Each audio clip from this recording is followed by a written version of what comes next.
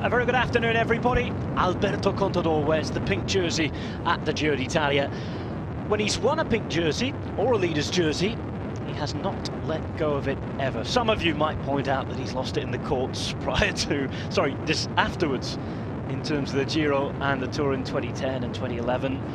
But Matt Stevens, is he going to hold on to it for the rest of this Giro d'Italia, or are Fabio Aru and Richie Porte, who he so strong yesterday, going to take it off him? Good question. One significant point about what you just said in respect to him not losing a leader's jersey is the fact he's never taken it so early on either, so he has longer to defend it. We're on stage 6 now, so he's got a couple of weeks to look after it, and that has its own pressures. He's clearly riding very strongly. He has a very solid team, and we've already seen how strong they are in the first couple of stages, and in fact they were riding for the first few stages after a very strong team time trial as if they already had La Maglia Rosa. So, but it will be interesting. Bear in mind, he's only got 2 seconds on Aru. We thought today, will Aru nudge him for a sprint just to take that jersey off him? But we've got this breakaway up the road, which looks like he's going to stay away for the majority of the day, if not to the finish. Who knows? So all the time bonuses are going to be mocked up. So that leads another stage where, you know, barring accidents, of course, Alberto will be in the jersey again. But he said he's not that worried about losing it. But we shall see. He's in a very good position. He's happy with the way things have gone. But again, statistics are statistics, and they change, so we'll see. It's lined out at the minute. When 2 riders went away very early on today, you and I looked at each other and thought, oof, it's been great racing so far, but we're in for a long day today. However, the pace has picked up. There are 103 kilometres to go to Castiglione della Pescaia. And today we expect a sprint, as you say. There's one King of the Mountains climb in the middle of the route today. Quite a few different teams taking it up at the front. It could be interesting, it could be faster than we thought, could be more interesting than we thought at the start, because we now have 5 riders in the lead. Marco Bandiera went away early on with Grossu and Rukjevic. Malaguti and Marangoni have joined them. 2 riders from Nippo Vini Fantini, the Italian team. Andrea Giocattoli again represented, as you'd expect, in most of the breaks. And of course, a lot of the sprinters looking at exactly as what on the menu today. There's Bernie Eisel doing just that for Richie Porte. Or will it be a day for Elia Viviani again to try and stay in the red points jersey for Team Sky? We expect with the route that it's GC day off today, time for the sprinters to make their mark. And Matt, we haven't seen much of the sprinters so far on this Giro d'Italia. We talked about the last few days, Astana trying to do something, Tinkoff trying to do something, Sky trying to do something. Today it's all about the sprinters teams. In the meantime, let's go briefly back to the GC battle, and this is Beppe Martinelli of Astana. We're here at the start with Giuseppe Martinelli, the manager of Astana, Team Astana. Giuseppe, qu'est-ce que vous avez pensé de l'étape? What did you think of yesterday's stage? Normalmente la prima tappa di salita dà sempre un po' i segnali di come stai. Well, normally the first mountain stage is going to tell you something about how the race is going to go. In questo momento rosa, perciò Alberto Contador is now in the pink jersey. And I think that we're going to hope that he's going to hold on to it and their team is going to tire a little. We're only 2 seconds behind. And we're happy with it. C'est une bonne chose que Contador il a déjà le maillot rose, non? For you, it's a good thing that Contador's already got the jersey. Yeah, I think it's a really good thing. It means that they have to do the work. And of course, they have to do all the work to honour the jersey, make sure that everything's safe in the sprint as well. And I think that their team are going to have to do quite a lot of the work. Giuseppe Martinelli there in charge of Astana, in charge of Fabio Aru. He'll have been really pleased with yesterday. He was perhaps just 1 place in that sprint at the top of the mountain from getting enough bonus seconds to be the man to go into the pink jersey. 2 seconds separate Alberto Contador and Fabio Aru, so that's the Spaniard and the Italian. Australia's Richie Porte, riding of course for the British Team Sky, is 20 seconds back. Who is the real winner out of those 3 over the first 5 days of the Giro d'Italia? It has to be, I think, Alberto Contador, because it forces he's in the best position. Even though he's still got to do all the work here, as Martinelli was saying? I think he'll be happy with that. It's best to be in front than behind, as we see several riders just taking natural breaks on the right-hand side of the road there. Let's ignore that and talk about the pink jersey. But Martinelli, you know, was quite right from Aru's point of view. Aru ran very, very well. It's interesting that Contador said when he attacked he didn't feel very good, but when you look at the devastation behind and the gaps after that initial stamp on the pedals, shows he's in pretty good form.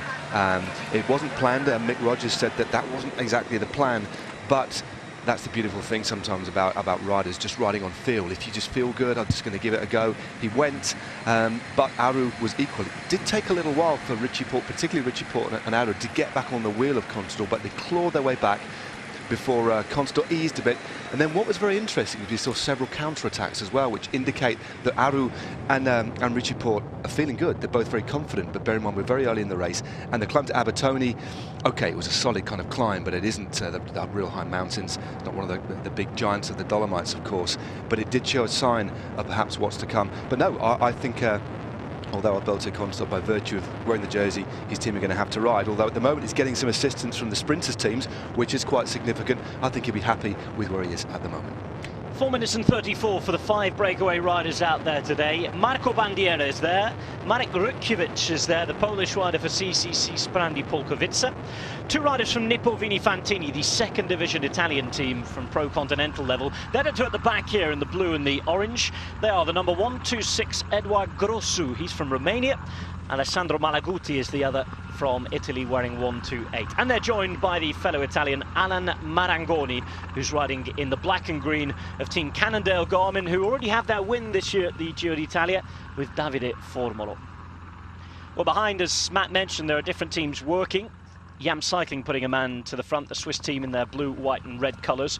Working for Matteo Pelucchi, who's just about hanging on to that maglia nera. Abolished the black jersey, but of course it's a position that you once occupied, wasn't it? It's quite an honourable thing to have, being last in the Giro d'Italia. It's quite a skillful thing to do as well, to make sure that you're always there in the end, but you're not at the time limit as poor Tiziano Dell'Antonio was yesterday. He's out of the race, by the way, now, arrived 6 minutes too late. Yeah, very sad for the Androni Sidamek rider. He finished just 6 minutes or 5 minutes just in outside the time cut, and that's the way it is. So he lost, but you know, it's interesting to use the word skillful. I wouldn't perhaps use the word skillful for staying, but once you've got it, it is quite prestigious. And you've got to make sure that you're last every day without being at the race. Exactly, you know, we could be in a quite unique situation. If Pelucchi takes the stage, he doesn't want to sort of get too many of these time bonuses in case he ends up second from last, which isn't quite as prestigious. So imagine that, winning the stage and still being the maglia nera. But no, I had the maglia nera for about 3 days in the Giro after I crashed. Back in the 50s, actually awarded a jersey, but that's sad that it's not there anymore. Andre Greipel looking to win another of those teams. Lotto Soudal Trek there as well. We'll talk more about the sprints when we come back after this little commercial break.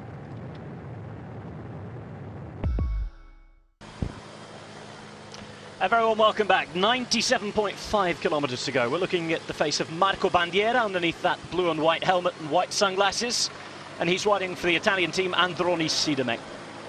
That's Alan Marangoni, another Italian rider, riding for Cannondale Garmin of the United States.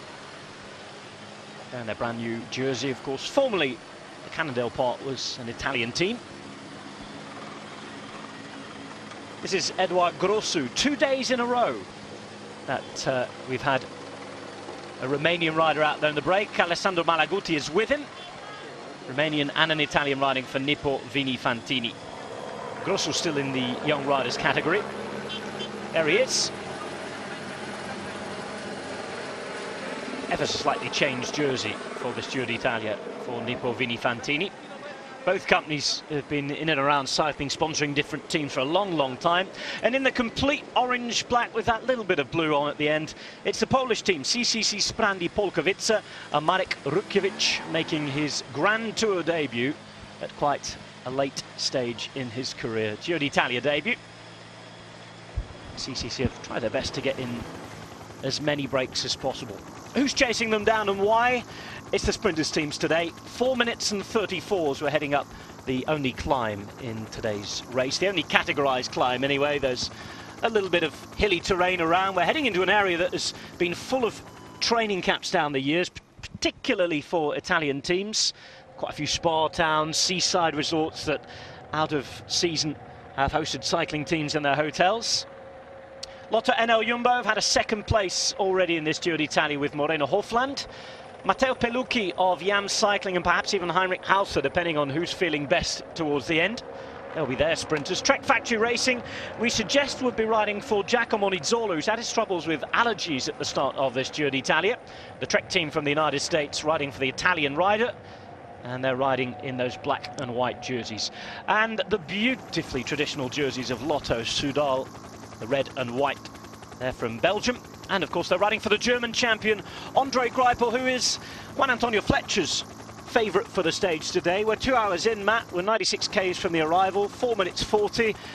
It's well controlled enough by these guys at the minute, we feel. And Andre Greipel, if it does come to the line, is the biggest name sprinter. Elia Viviani is there as well for Sky, who understandably aren't doing any work because they're still here centrally to work for Richie Porte. They already have a stage win, but I think that he's a guy that, should it come to that expected sprint at the end, he'll be allowed a little bit of freedom, maybe with 1 or 2 extra guys, Bernie Eisel, maybe Kirienko, possibly even Salvatore Puccias the other day, just to try and get his little win, if so. Michael Matthews, another opportunity for him. Sacha Modolo, maybe.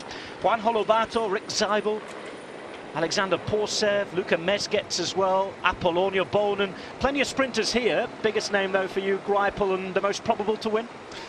Well, Viviani's looking good. I mean, but yeah, I think when you look at the parcours of stage 1, there was a finish circuit. It brought a lot of sprinters down, so there's some guys that you would have thought would have had a chance, and their chances went out the window with a crash. I mean, notably, Yam Cycling's Pellucci and Hausler were caught down. I mean, Hausler actually came down twice. He crashed, got back on again, crashed again. So there was a few riders that weren't there in the mix, and significantly, I think 1 or 2 riders on the stage that Elia Viviani so wonderfully won mistimed their sprint a little bit. I think Greipel went a little bit too early, so perhaps did Matthews, but it was such a chaotic sprint. You didn't have the normal kind of lead-out trains that we usually see. But there's the traditional methodology of serving drinks up a rider's jersey.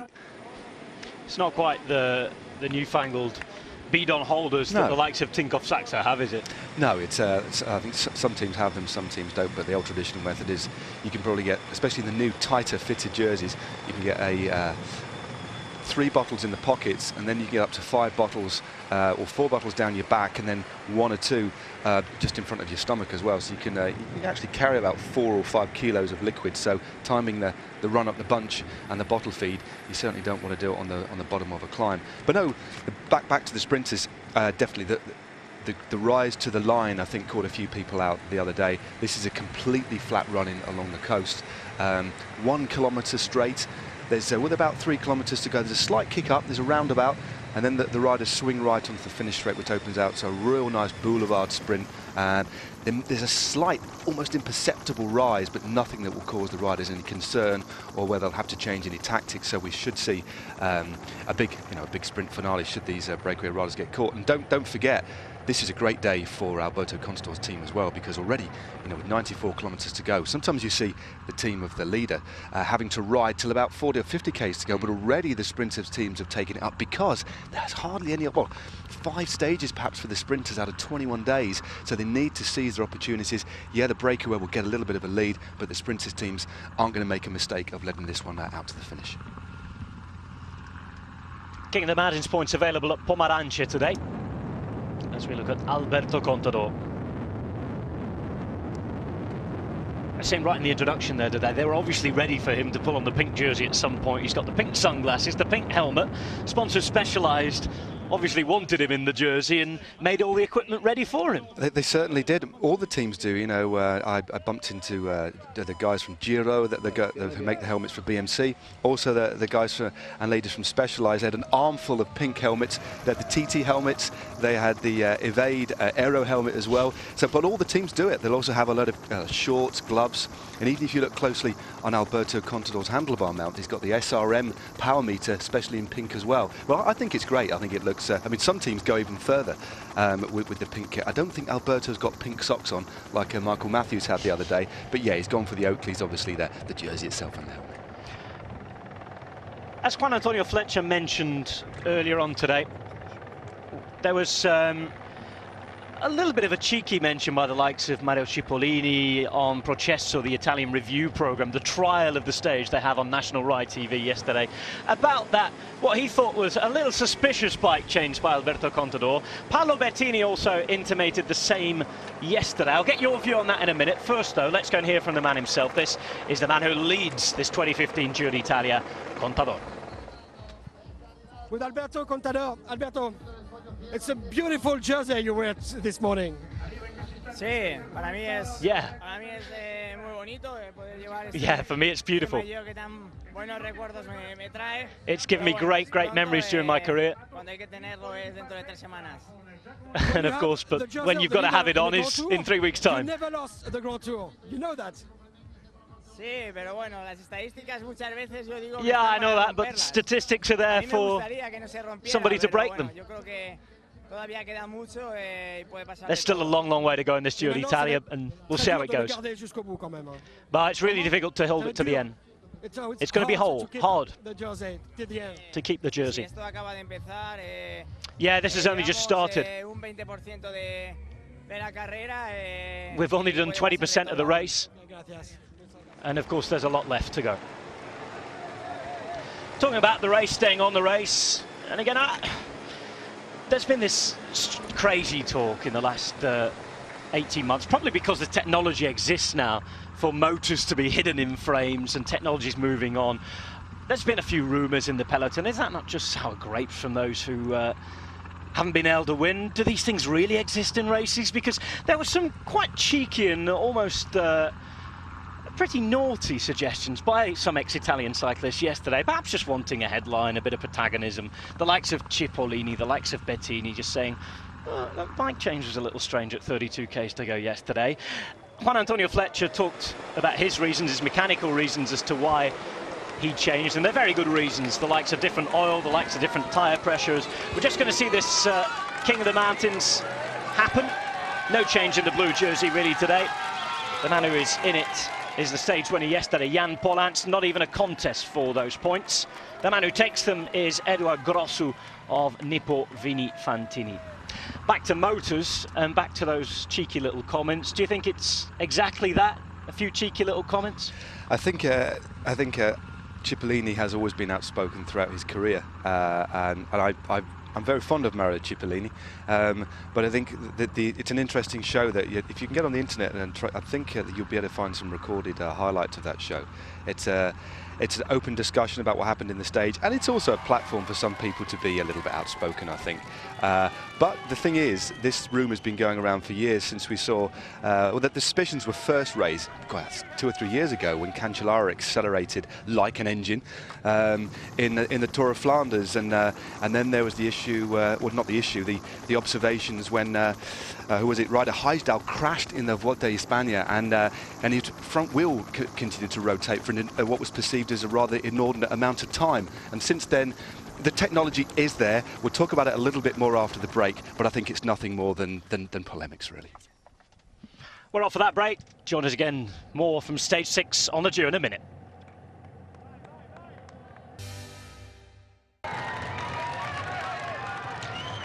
Peloton just coming over the only categorised climb of the day.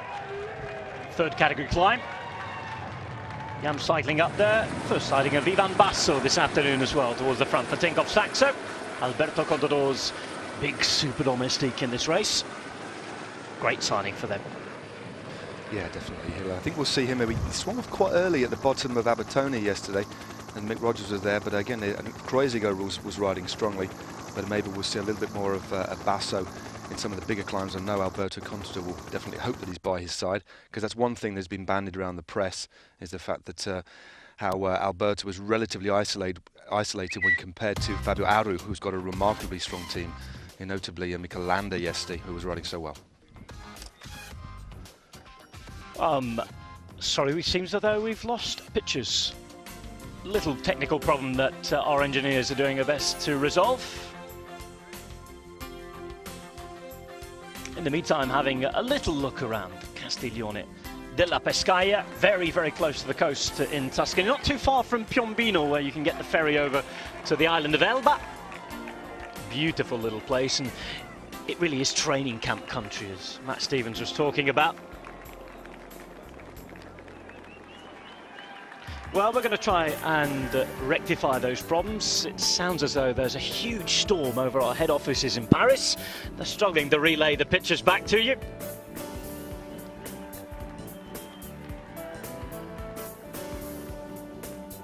And it seems as though the plan is that we may well go off for a quick commercial break again in a minute and come back once those pictures have been re-established. For the minute, though, marvelling at Tuscany as we always do. As Matt said, there aren't many ugly places in this part of the world. There aren't, so it's an area that I've raced in, and I went on a regular basis when I was a professional. Spent a lot of time in Italy, but also a few training camps have been down there.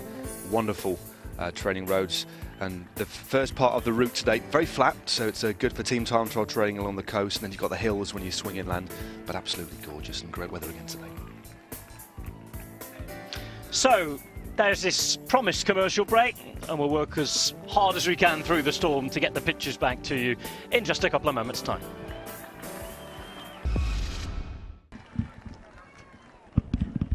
Everyone, welcome back. Profile of l'Arderello, heart of the area known as the Valle del Diavolo. Doesn't sound too hospitable. Certainly is, though, when you look at the images.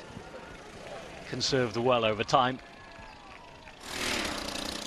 And very typical of areas in this part of the world. Just up the road, of course, from Lazio and Rome, and of course we all know what happened there a few thousand years ago. It's interesting about this geothermal supply. When you're riding around Italy, especially in this particular area, the whole of the landscape, or many large swathes of landscape, are there's all these pipes. It looks like air conditioning units everywhere, and these long silver and foil pipes crisscross the landscape, and that's all the energy coming through. So I wondered what it was, but that explains it there. But it is amazing if you ride on those lanes. I mean, it's not ugly, but it is quite an interesting part of the landscape. Back with live pictures of the group. We were talking about Tinkoff Saxo a moment ago, as we see the breakaway, just having something to eat. 86 Ks to go for them. This is the feed zone at l'Arderello.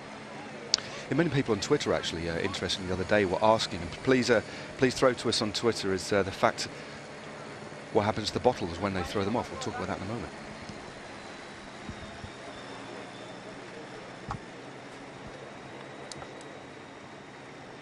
Welcome back to our viewers on British Eurosport. 4 minutes and 36 for the pink jersey. Breakaway, 85 Ks to go for them. Now, before the break, we've been talking about Alberto Contador, we've been talking about Tinkoff Saxo, and it's birthday time. Old birthday time in Tinkoff today. We know that Oleg Tinkoff was celebrating last night. More about him in a minute. But Matteo Tosato, so important for Alberto Contador. He's ridden 12 Giros, 10 Tour de France's, 9 Vueltas. Today, he turns 41 years old. Con Matteo Tosato. Matteo, è prima parola. Tanti auguri a te, tanti auguri a te. Grazie mille. Happy birthday, happy birthday. Thank you very much. 41 anni. 41 years. And of course, I'm here at the Giro as many years ago. It's the best way to celebrate my birthday with my team. 41 years of age, it's an incredible Giro. Yeah, and we're only just at the beginning. I hope that it stays like way all towards Milan. So happy birthday. Auguri, buon compleanno to Matteo Tosato. Done well. 41, still riding there. Aleix Pataki we talked about the other day when we're on our way to La Spezia.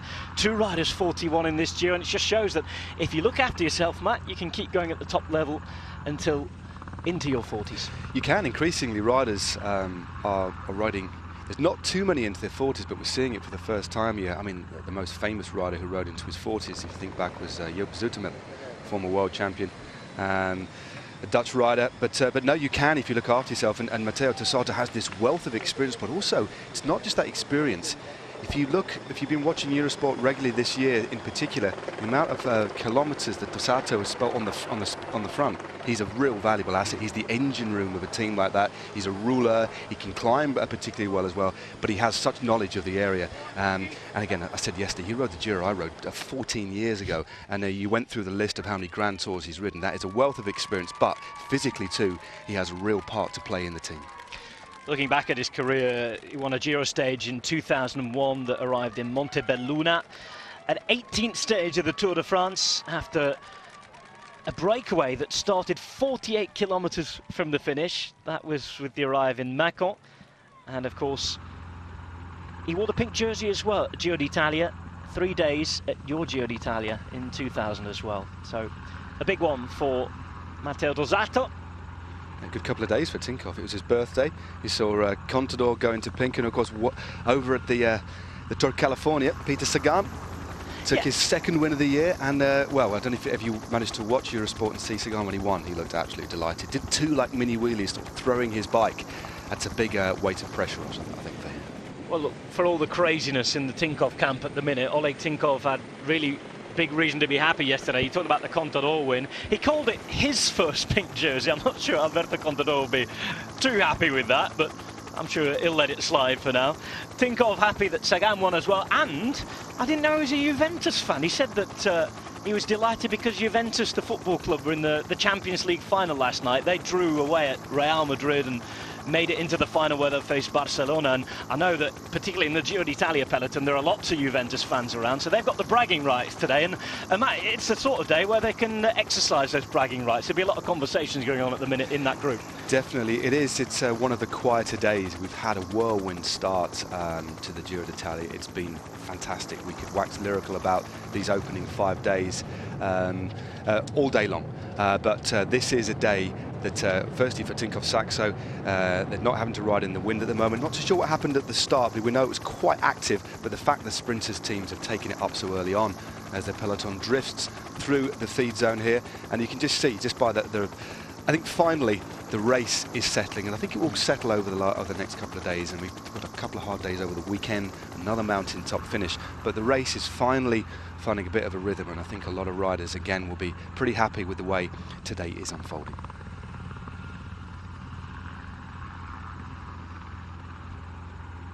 Lardarello, who we were just talking about. Vineyards in the background as well. Very close, we're passing by today, where Diego Lisi's from as well, in Cecina. A man who has his own vineyard. Come from a family of winemakers. 4:08 is the gap back to the Maglia Rosa from the 5 men in the group. Bandiera, Rutkiewicz, Marangoni, Grossu and Malaguti are the breakaway riders today. I often wonder why Italy produces such good cyclists, especially from the Tuscan region. Then when you think, well, perhaps because they had to live in those villages perched on top of these hills, riding up those steep climbs from school and back to work, no wonder they end up with such good bike riders. But I always marvel at the way that these the villages are built into the side of the rock on these climbs. It's absolutely fantastic. And again, just a little point there, the riders jettisoning their bidons, and their a lot of the bidons now are actually biodegradable. There are a few people on Twitter asking what happened to the bottles. Most of them are picked up by fans. The ones that are thrown into the hedges in the more remote parts are generally now biodegradable. Talking about the Tour of California a minute ago, remember you can watch the race live on Eurosport each night. Check your schedules wherever you're watching. Declan and Brian will be bringing you that to you this evening. As we look at Androni Giocattoli again in the break. Gianni Savio will be happy. Haven't seen our usual daily shot of Swiss Tony yet. No, hiding in the car. We might see him a little bit later on, perhaps as the race reaches its climax, perhaps to give his rider a little bit of advice out of the window. I wonder what suit he's got on today. I'll be interested to see. If anybody does know, please get in touch with us at Eurosport here. Hashtag home of cycling. Yeah, we love to hear from him. Who's going to win as well today? Who is going to win? All those sprinters, likes of Apollonio, Ruffoni, Zabel, Lobato, Greipel, Modolo, Pellucci, Bonan's here as well. What about Daniele Colli, who was in the top 10 the other day for Nippo? Hofland, second the other day. Matthews has won a stage already. Belletti, Petacchi even. We talked about the old-timers, fourth the other day. Final Musette's being handed out. What about Luca Mezgec as well? Porsev, ʻdʒiːro, Belletti, Viviani. Send us your picks. Hashtag home of cycling to get in touch with us. And questions for Matt Stevens as well, sitting alongside me in the commentary box. There's been quite a lot of, we talked a little bit at the top of the show about this Contador bike change. And, you know, the suggestion by Cipollini and Bettini, one or two others that, you know, why did he need to do it? Well, you know, Alberto did, his rebuttal was, in essence, well, you know, it could be the tyres, it could be the ceramics. He was very, very non-specific. But bear in mind, because of this issue that's raised its head, the UCI actually do take it seriously. Now, I can't speak for the UCI in relation to whether there's any UCI testing at the finish, but they have done in the past. This season in particular, they've been seizing riders' bikes. Milan Sanremo, Paris-Roubaix. So they are, because I think the technology is there. I personally don't think it's in use in the pro peloton, but teams have taken shortcuts in the past, so I think it's right that the UCI take a look at it, but I don't think we need to take it too seriously. But again, if the science is there, you know, there's something called human nature that sometimes comes into play. But no, I know Alberto Contador is particularly keen on looking at tyre pressure and the advantages of changing tyre pressures. And the climb to the finish, it'd be slightly more advantageous to have another 5 or even 7 psi in your tyre, whereas beforehand you'd want it slightly lighter because of the technical descents and the kind of adherence you'd need on the bend. So that could be one of the reasons. We talked about the sprinters who are looking to win today. Here's another of them, Moreno Hofland, speaking to us before the stage. Well, with Moreno Hofland, Moreno, what we can say today is at least it's the stage for sprinters or not for climbers. The section of the mid-section change is pretty hard, but I think in the end it will be a sprint again. Yeah. What do you expect for today? Yeah, I don't know. The sprint is flat, so it's quite fast. I lost my lead-out man, Robert Wakel, luckily enough. Bad luck, but yeah, I hope I can do it with Nick van der Leijken, and I hope he can bring me in the top 15 in the last 2K, and then I think it should be okay. And how did you live during these 3-4 crazy days? Yeah, it was pretty hard in the bunch. Everybody was complaining that yeah, that's not normal. Like the short stages, it's like full gas all day, so everybody feels like it's pretty bad now, but I hope it will get better today. Okay, thank you very much. Good luck. More disappointment for Lotto NL Jumbo, just missing out to Elia Viviani of Sky the other day in the sprint. Hofland winning a stage in Yorkshire. It was actually the team's first win of what's been a very barren 2015 season for Lotto NL Jumbo. George Bennett couldn't start the day before due to low cortisol levels that were detected. As we see one of the less beautiful images of Tuscany. And they've also lost Robert Wagner as well, the lead-out man too.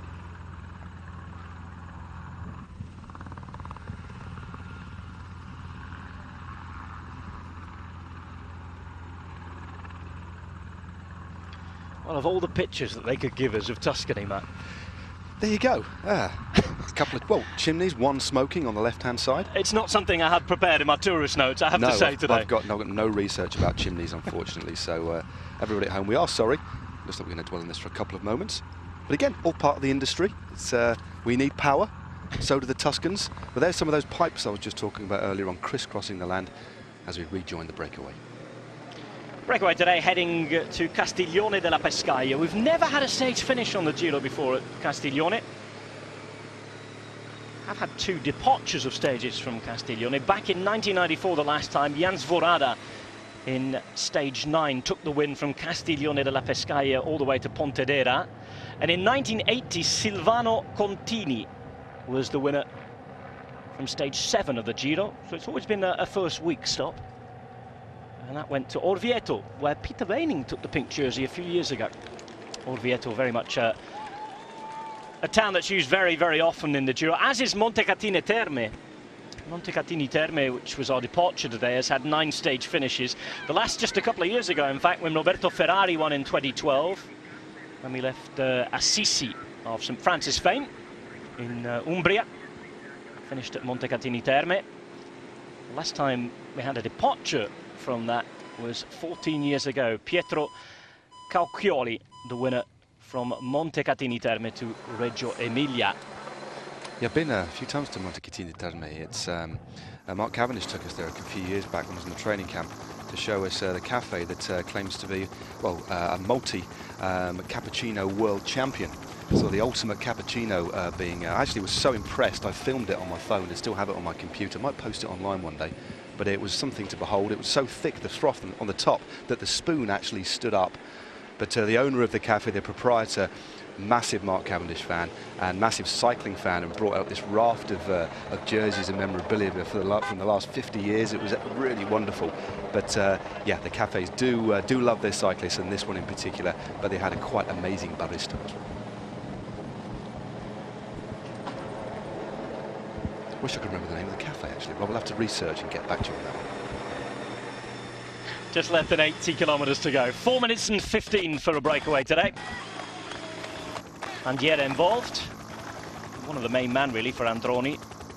Andiera alongside Gatto. We haven't really seen too much in this race so far. Up and down stages. He's had a quiet season, Oscar Gatto. Guy we know after difficult days is fast in the sprint. He's a previous Giro d'Italia stage winner. In fact, he won a stage on the Giro d'Italia the last time that Contador was here in 2011. Down south, southwest. I have a feeling it may well have been down in the stage before we went to Mount Etna when Contador won on the mountain that day. Yeah, he did 2 laps up Etna that year, didn't it? They added a circuit and they went up Etna twice. That's a brutal climb. 41.5 kilometres per hour, the average race speed just going down in hour number 3. And that's because, of course, we've had the climb. Still a bit of climbing that's unclassified today. As you said, it's not as simple as it looks on the profile. Bits of ups and downs, but nothing too taxing either. And we certainly think that at the minute, what, Matt, 4 minutes and 7, just under 80 k's to go, it's being well controlled by the sprinters teams at the moment. Yeah, at the moment there's one single rider from Team Lotto NL Jumbo in the yellow and black, and it's actually Bert-Jan Lindemann who took the Maglia Azzurra, the blue jersey of Mountains leader, for a day. So it's his turn now to set a rhythm at the front, and at the moment the lead just holding steady. Again, the peloton, led by the teams of the sprinters, won't want to bring this back yet. It's the breakaway of 5 or 6 riders on days like this provides a controllable status quo, especially set in the context of the real rapid, difficult, unpredictable and challenging racing we've had. So welcome relief for many, many riders in the peloton. So the sprinters teams will look at trying to bring this back in the last 20 kilometres. They might try and bring it back, you know, leave it to the very, very end, just to keep the race contained. And obviously they'll have information through at regular intervals in relation to the lead, but hovering at around 4 minutes, and I think the sprinters team very much in control and happy with the current situation. Nippo Vini Fantini, 2 riders in the break today. Daniele Colli's there.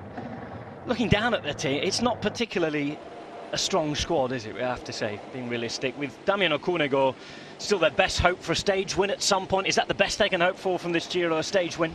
I think so. What they'd, I mean, Cunego, to be fair, he sits 17th overall at 2 minutes and 12, so he's had a very solid opening few days of the Giro. We've seen him up or near the head of affairs, getting dropped just near the end, but his condition is clearly good, and it's a bit of a coup. You know, he's a previous Giro d'Italia winner several years back now.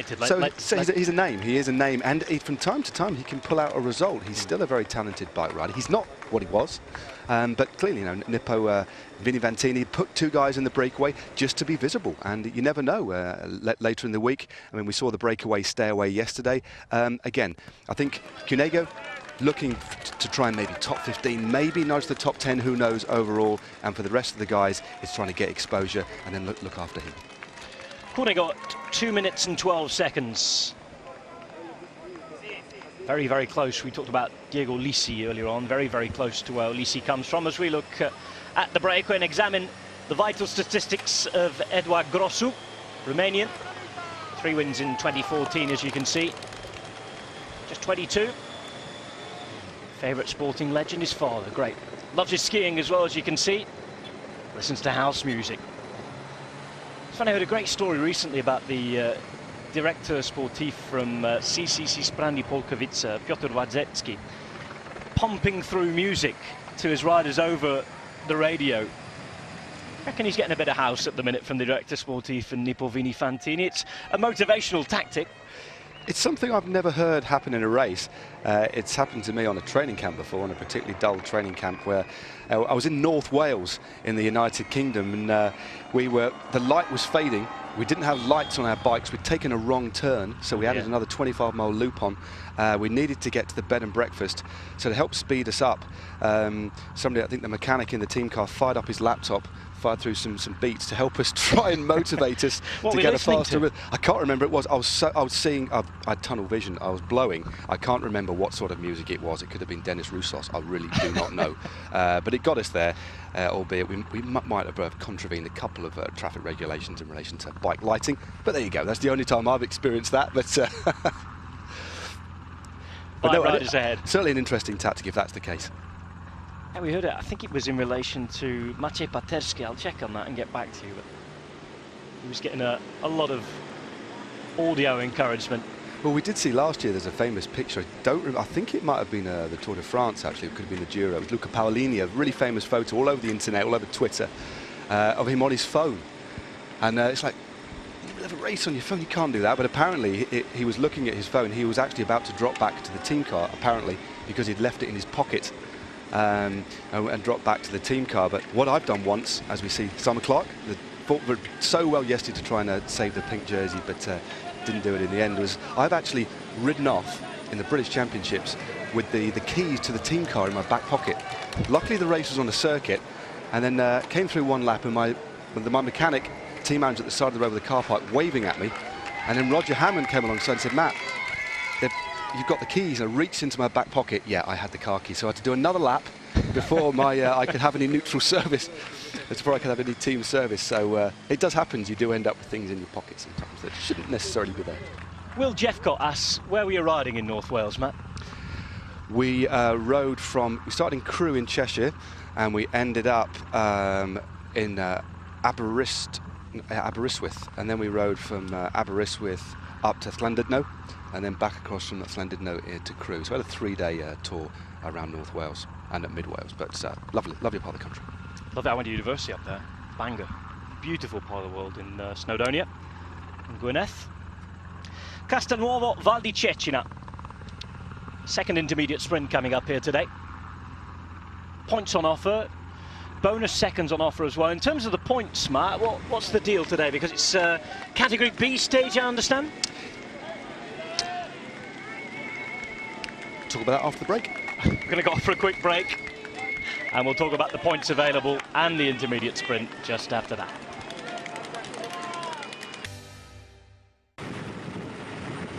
Welcome back, everybody. 75 kilometres to go. 4 minutes and 17 the gap for a breakaway that's just being allowed to hang out there by the sprinters teams at the minute.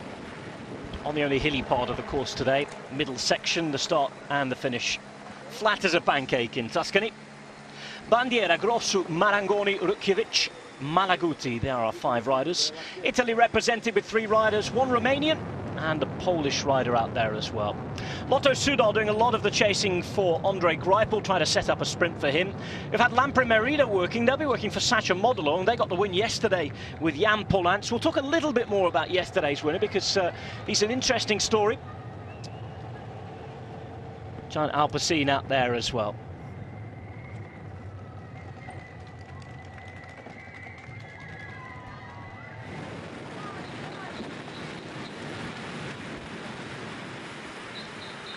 So as we mentioned, the gap at 4:11. 75 k's remaining. Sprinters teams doing the chasing down of the 5 breakaway riders. 3 Italians represented. Polish rider there as well, as we see Giacomo ďiːro towards the back. He'll be hoping to hang on today. They do have another sprint option in the shape of Boyf and Poppel. Lots of sprint options in lots of different teams though, and as you mentioned earlier on today, a lot of the sprinters have been hidden, have been in trouble. They've been swinging on the mountains in the last few days. It's been a horrible start for the sprinters at Giro d'Italia. Organisers have changed the point system ever so slightly to try and attract more sprinters. Category B stage today. Yeah, I think it's a misconception, you know, that the sprinters have an easy day and ride in the autobus. But I believe you me, I've spent a few kilometres in the autobus with the likes of Robbie McEwen and Mauro Cipollini, and it's hard. You fight. You have to I mean, you're working to mathematics. You're looking at, you know, the pace you need to ride it on the climbs, so as not to drop anybody. And in the valley roads in between the climbs, it's like being on one of the hardest chain gangs. You know, it's almost like you're on a breakaway. So it's not easy for the sprinters just because they're dropped and out the back. Doesn't mean they've got an armchair ride to the finish. In fact, it can be a race against the clock, and it's very, very hard, and you go very, very deep without obviously even sprinting. Continue talking about the sprinters. Time to go to Team Sky and have a chat with the stage winner the other day from Genoa. It's Elia Viviani. Con Elia Viviani, Elia, è come la motora della ragazza. Sì, è uguale, no? Abbiamo l'ombrellina, la ragazza a It's fianco. like MotoGP out here, isn't it? Leader, è giusto così. Yeah, we've got the leader's jersey as well. We're happy. Sì, oggi è una tappa di sprinter un po' più lunga. Yeah, it's a sprinter stage today. Abbastanza corte, oggi andiamo a 180. Of course, we've had a couple of short days, but really, really difficult days as well. We're back now to the longer stages. And of course, we've got a little bit of up and down in the middle of the stage, but it's going to be a sprint today, and we're going to try and do our best. How's your form? No, sicuramente la mia forma è buona e well, I think my form's really good after those incredible stages, and I want to win another stage. Very confident Elia Viviani there. What do you think winning finally after all of those years of trying at Liquigas, Cannondale, where he came so close with those second, third places a lot of times? Of course, he talked the other day about being disappointed losing out to Mark Cavendish in 2013 in Napoli right at the start there, and he had that chance to pull on the pink jersey. He hasn't had pink this time. He's got the red on, the points jersey on. Confidence going to just push him up even more another level? Without a shadow of a doubt, if you're a fan of the sport and you've watched the progress of Elia Viviani over the last few years, spent a few years with Cannondale before coming across to Sky this year, and just look at some old photographs, some old footage of Viviani's face crossing the line, banging his handlebars in frustration to finally win in his home tour for his new team, and then to go into the points leader's jersey as well. He's riding on the crest of a wave, and again, look back at the replay as we see Andre Greipel, one of his main rivals for today, of course, and how sharp that he was. He's clearly in very, very, very good form. He seems fresh. He's happy to speak about his chances today.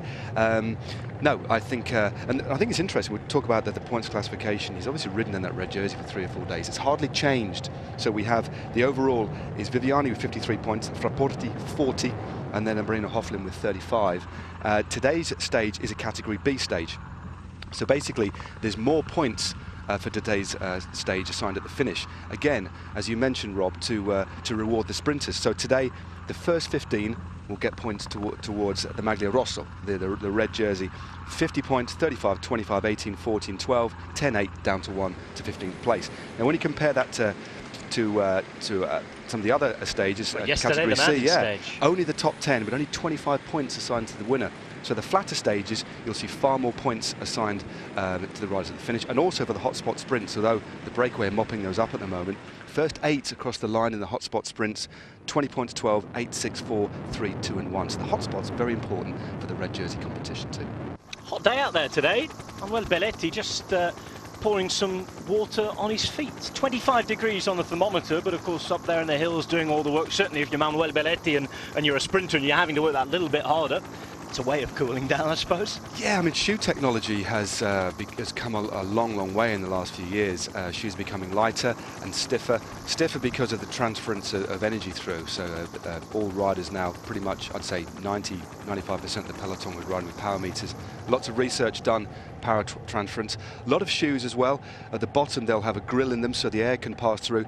But even so, when you've got your shoes ratcheted up quite tight, most shoes you can adjust on the fly. 1 or 2 riders wear shoes with laces. I think Bradley Wiggins uses Giro shoes and they have laces on. But most shoes now have like a ratchet system or a boa system where it's there's a dial on the shoe to sort of increase and decrease the tightness of the shoe. But in this hot weather, your feet do swell up.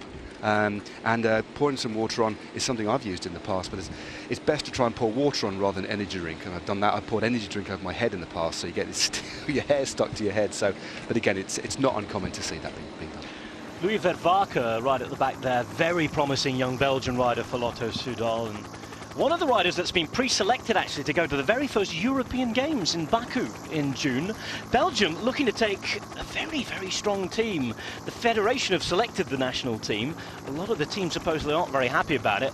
One Tom Bone is down to ride there for Belgium. And it's funny is that the European Games, a new concept for those of you living outside of Europe. It's akin to a Commonwealth Games or an Asian Games, if you will. It's a continental Games in the style of the Olympic Games, multi-sport event.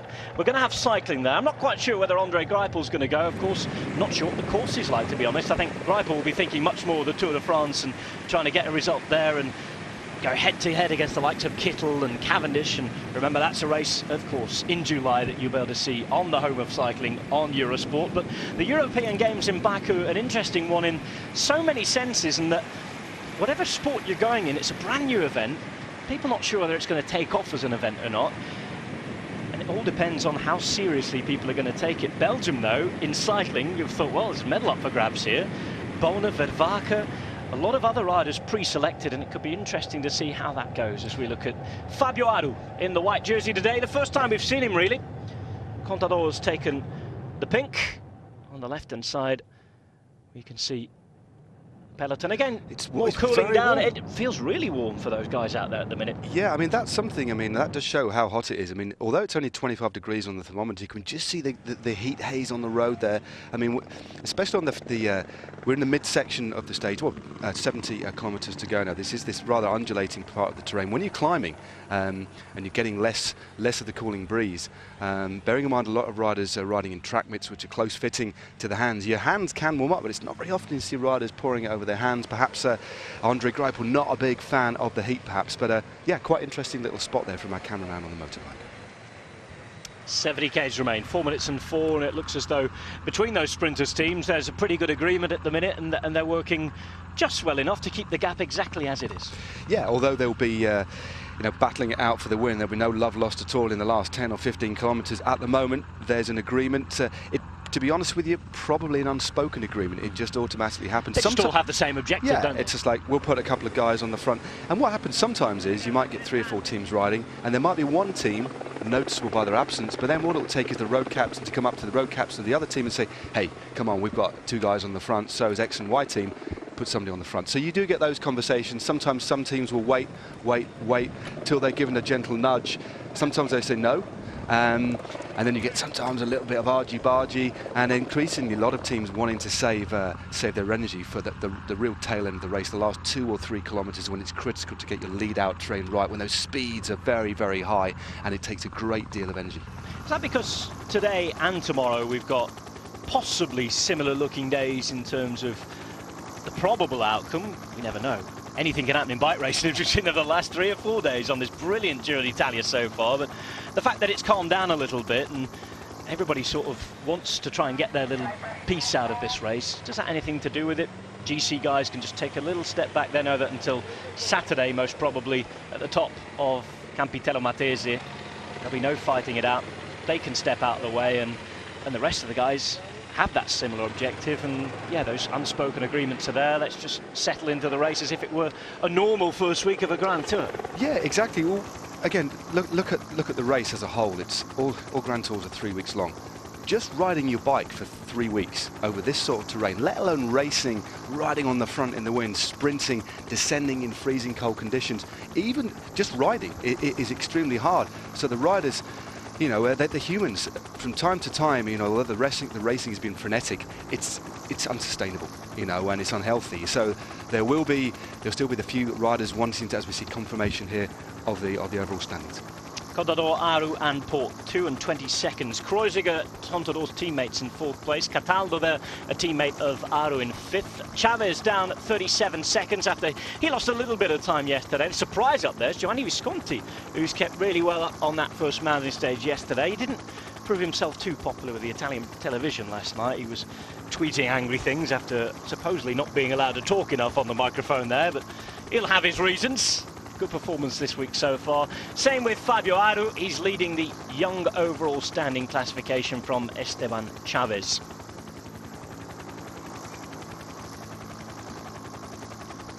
Elia Viviani leading the points classification. Marco Fraporti, a name that we don't expect to be there towards the end, given the fact that he's not a big sprinter. Moreno Hofland in third place, much more of a realistic competitor for Elia Viviani for that red jersey. Jan Polans there after a stage win yesterday. Talk more about him in a minute. 23-year-old who became just the second Giro stage winner after Luka Mezgec won last year on stage 21. So the Slovenian rider's doing really well, and he's in the blue jersey today as well. Level on points with Pavel Kochetkov, who'd held it for a couple of days previous. 1 point in front of Formolo and Zardini, the Italians, with Diego Ulisi, the local boy today. 5th place for him in the climbers classification, the blue jersey. Yeah, Jan Polans, only other Slovenian, apart from Polans and Mezgec, to win a Grand Tour stage was Borut Buzic. Vuelta España 2009. But Jan Lindemann, in the meantime, takes it up for Lotto NL Jumbo in the peloton. 66 k's remain as we go into the province of Grosseto, out of Pisa province, as we head further down towards Grosseto. By the way, will be where the stage will start tomorrow. Longest stage of Giro coming up tomorrow, 264 kilometres. They usually have to get special dispensation for. Such a long stage, like a classics day, a monument day even. Yeah, well, most classics around 250. I mean, the longest classic, as we well know, Milano San Remo, of course, up at around 285, 290. Very, very long indeed. But that's a very, very long stage. It'll be a big day out in the saddle. But again, we'll see what happens tomorrow. But you'd have thought, again, it'll be a day for the sprinters tomorrow, perhaps the break going out very early.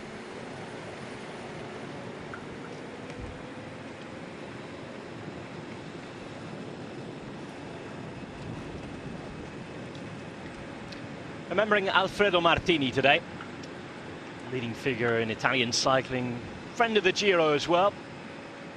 Rode at the time of the man we were talking about yesterday, Fausto Coppi and Bartoli as well. He was a sports director after that, coach of the Italian national team for a long time as well. 22 years, from 75 to 97 he was in charge, as we look at two of the men who are going head-to-head at this Giro d'Italia. The man on the right would have been a good shout to be in one of those national teams that was in charge. It was managed, pardon me, by Alfredo Martini. Passionate for cycling, Martini, and from this area. The entire Tuscan stage today. Do not leave the region from start to finish. Dedicated to the memory of Alfredo Martini. Well, we're getting a break here of 6 minutes and 9 seconds. That time gap disappears out of gap and out of view, pardon me, as soon as I mention it. So perhaps just wait until we get confirmation of that. Perhaps the GPS was a little off. It was a big jump of 2 minutes, if that was true. I think sometimes there's generally a bit of a slowing of the bunch through the feed. They take a bit more time to get going again. That's, I think, why the lead might have just gone out of touch. Time to go here from Andre Greipel. Can he win today? See what he thinks. Andre, how are your legs after these 3 difficult stages? Yesterday wasn't too bad, but the 2 days before was pretty tough, and I think everybody was kind of happy that we took it a bit more relaxed to the final climb. There's a bit of wind today. Is that going to be important? I mean, of course, wind is always something what can disturb the race and can make the difference, but I think it will be not that much wind to do something. I wonder if you've seen the weather forecast or not, because Matt Rendell asking the question, talking about the wind. 25 kilometres per hour, south-southeast we've seen. Interesting to see if it's going to influence things towards the end today. Yeah, well, the race comes in a primarily a southeast direction, but then the last little tip as they go back onto the coast is actually heading back in a westerly direction. So there will be some wind, a little bit of wind coming off the sea there. But looking at the map, they're not right on the coast. There's another road that runs parallel, so perhaps they'll be a little bit more sheltered, or they are going to be a little bit more sheltered. Sorry, from the buildings. But again, if you do have a finish right on the seafront, yeah, the wind coming in really does affect the finish. But as Greipel correctly pointed out, given the nature of the route today, they're going through a lot of forested, wooded areas. It twists and turns, and although there is a little bit of a breeze, as you can see, nobody's really interested. There aren't really the opportunities to split it up in the wind. And a lot of the disturbance you can see there from the trees is actually from a helicopter just floating above.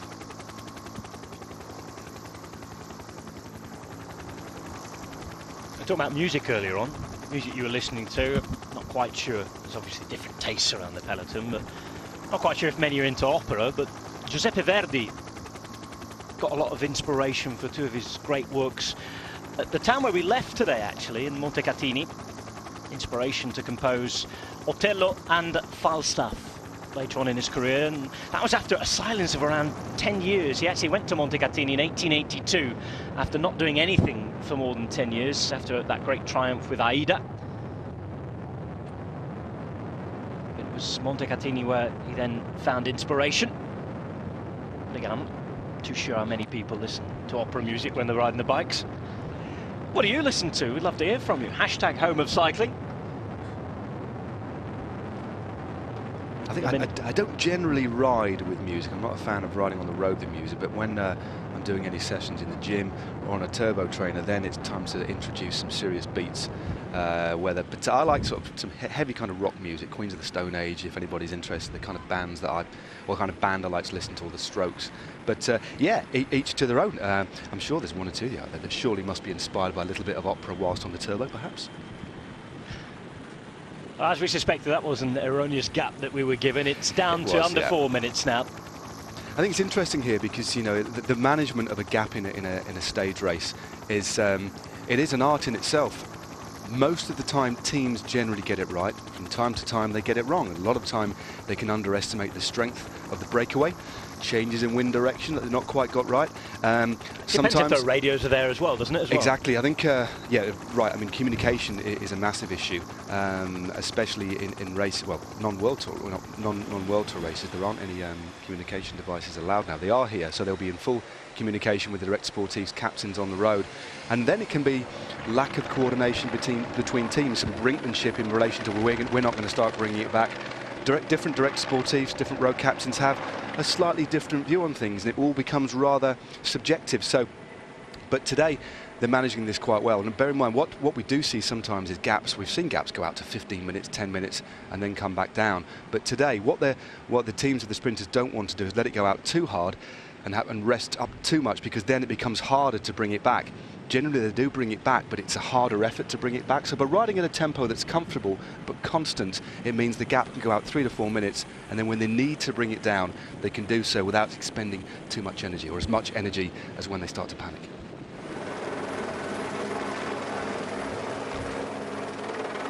Talking of music, Clark Eckel says that he listens to dance music. Adam talks about Rage Against the Machine. And also, if you want to look at the music and some of the music that a lot of the pros listen to, I know that a lot of teams now have playlists on Spotify. They do, yeah. Sycon Bags, who are one of the big sponsors, have just pointed out to us on Twitter, yeah, there's a lot of guys who put their lists up now. I know Team Sky have a list up. Ivan Bassa, I think, puts his list up as well. It's an interesting insight, and of course all prompted by the nice little graphics we've been getting of the riders' interests and what they listen to, who they look up to. I think increasingly, especially with the advent over the last few years of social media, fans, you know, they want to know more information about the riders, and some riders are more private than others, but I think it just adds something. It's nice to know about the personalities, the different character traits. So when you're just watching racing, they're not just faceless individuals behind sunglasses. You know, it's nice to sort of drill a little bit deeper without them giving away everything about their personal life. It's nice to have a glimpse inside the characters that make up this wonderful, colourful sport.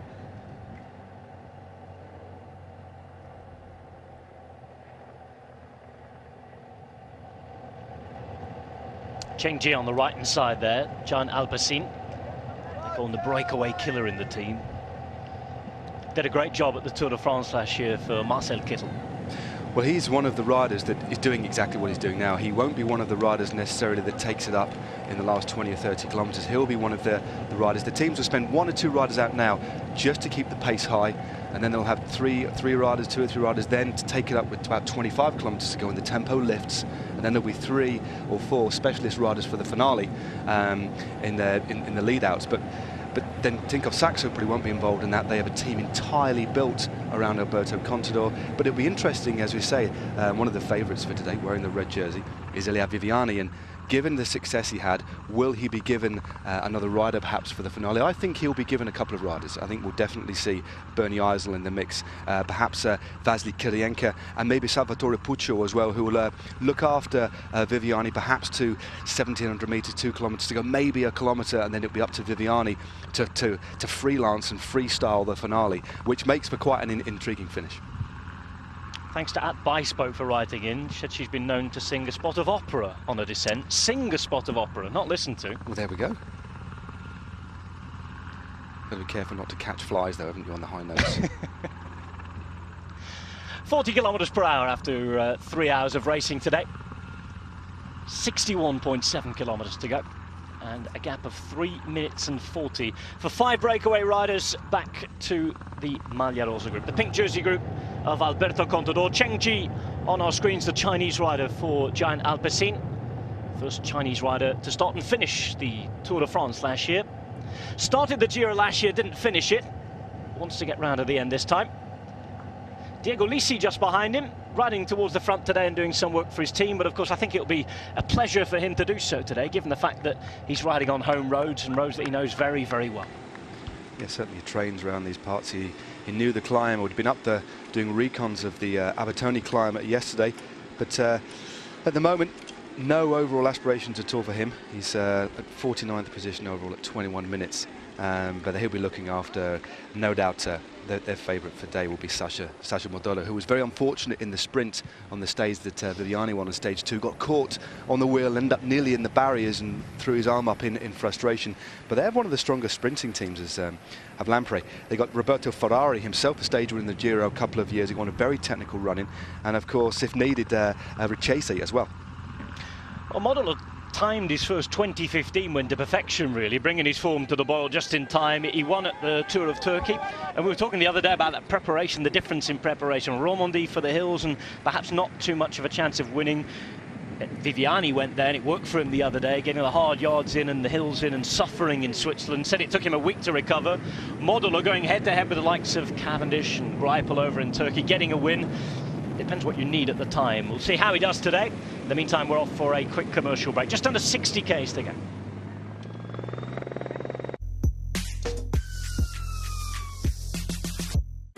In association with the Israel Ministry of Tourism.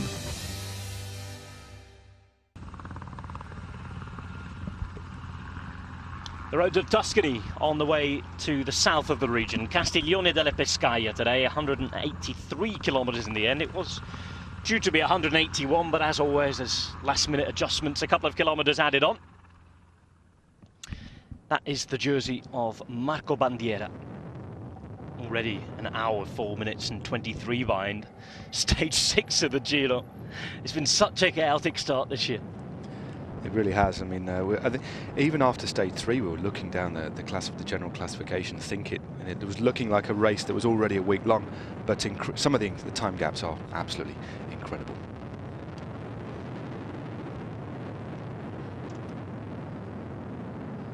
Most of the hills out the way now, heading in towards the final 50 kilometres, and everybody's just going to start to wake up and get involved in today's stage. Castiglione della Pescaia, just 3 metres above sea level. We've been well up to around 600-700 metres today.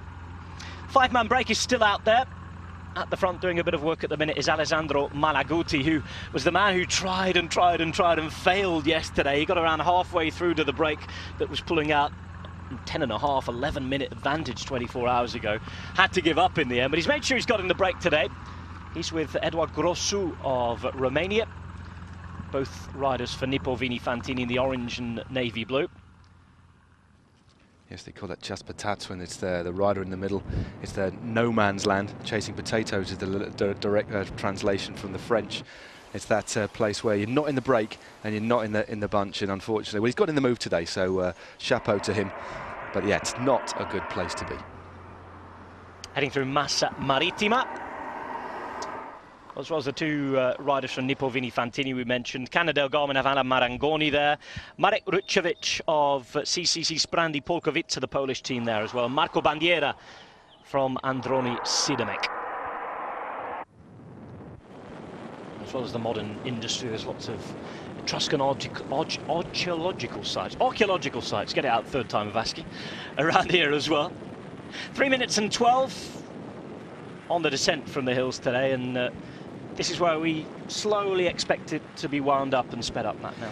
Yeah, the gap has come down a little bit. It's still very, very manageable. We can just look at the speed now.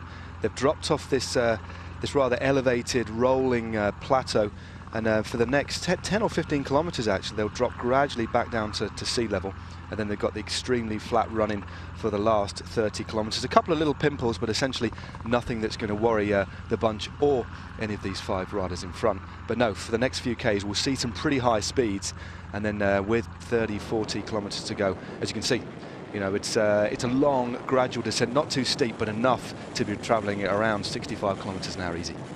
We're looking at Julien Bérard, the French rider, who's over an hour behind already, and you and I were just commenting, after just 5.5 stages, we've already got riders who are a long, long way down on the time difference. Tells you how chaotic it has been. Yeah, well, look at, I mean, one of the best sprinters in the field for YAM Cycling, Matteo Palucchi.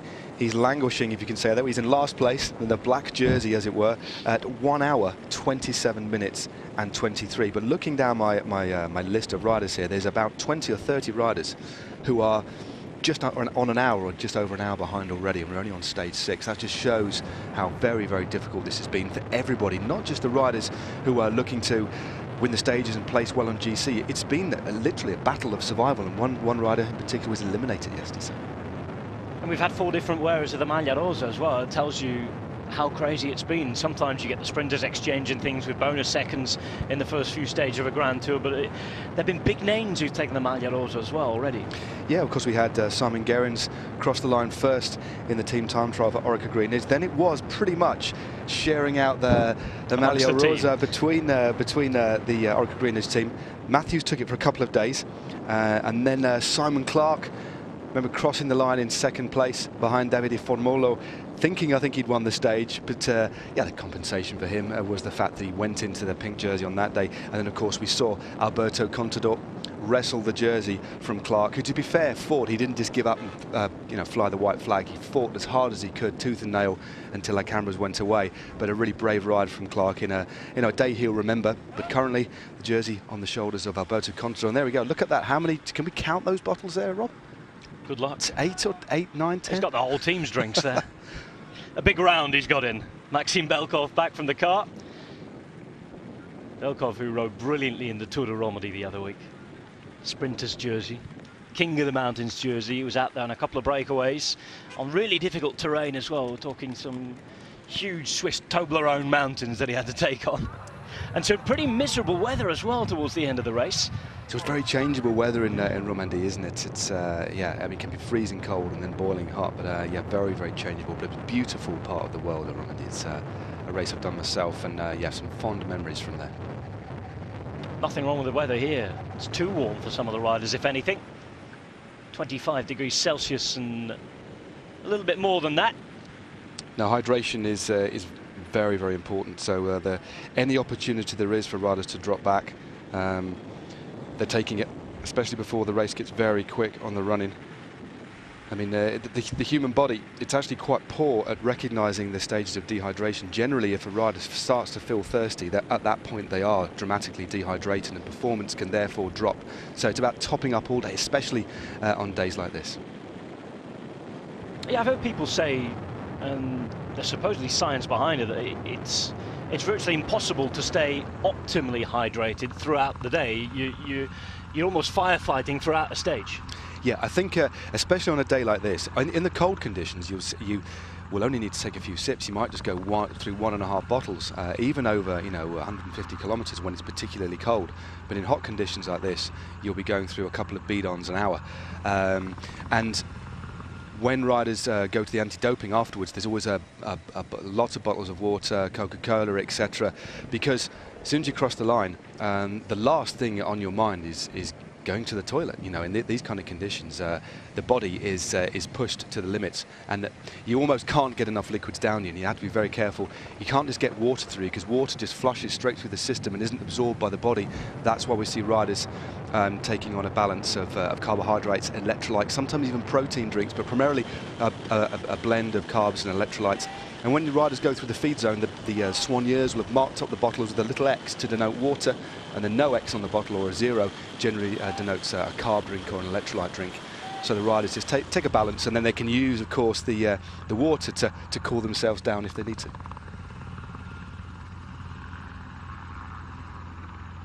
Thinking ahead as to who may win this stage, we were talking about the old men earlier on today. Tosato and Petacchi. Petacchi, 4th the other day for Southeast. We've seen Manuel Beretti as well. They've got 2 options really in the sprint, have Southeast. They don't really have a lead-out train. Whoever is going to do something, he's going to have to sort of fend for themselves, look for the right wheels. Petacchi, an expert at doing that, of course. And if you look down at the history, he might be 41, but he could become the oldest stage winner in the Giro d'Italia by quite a long way as well today, because for the next oldest man, if he were to win today, he'd have to look back all the way back to 1920.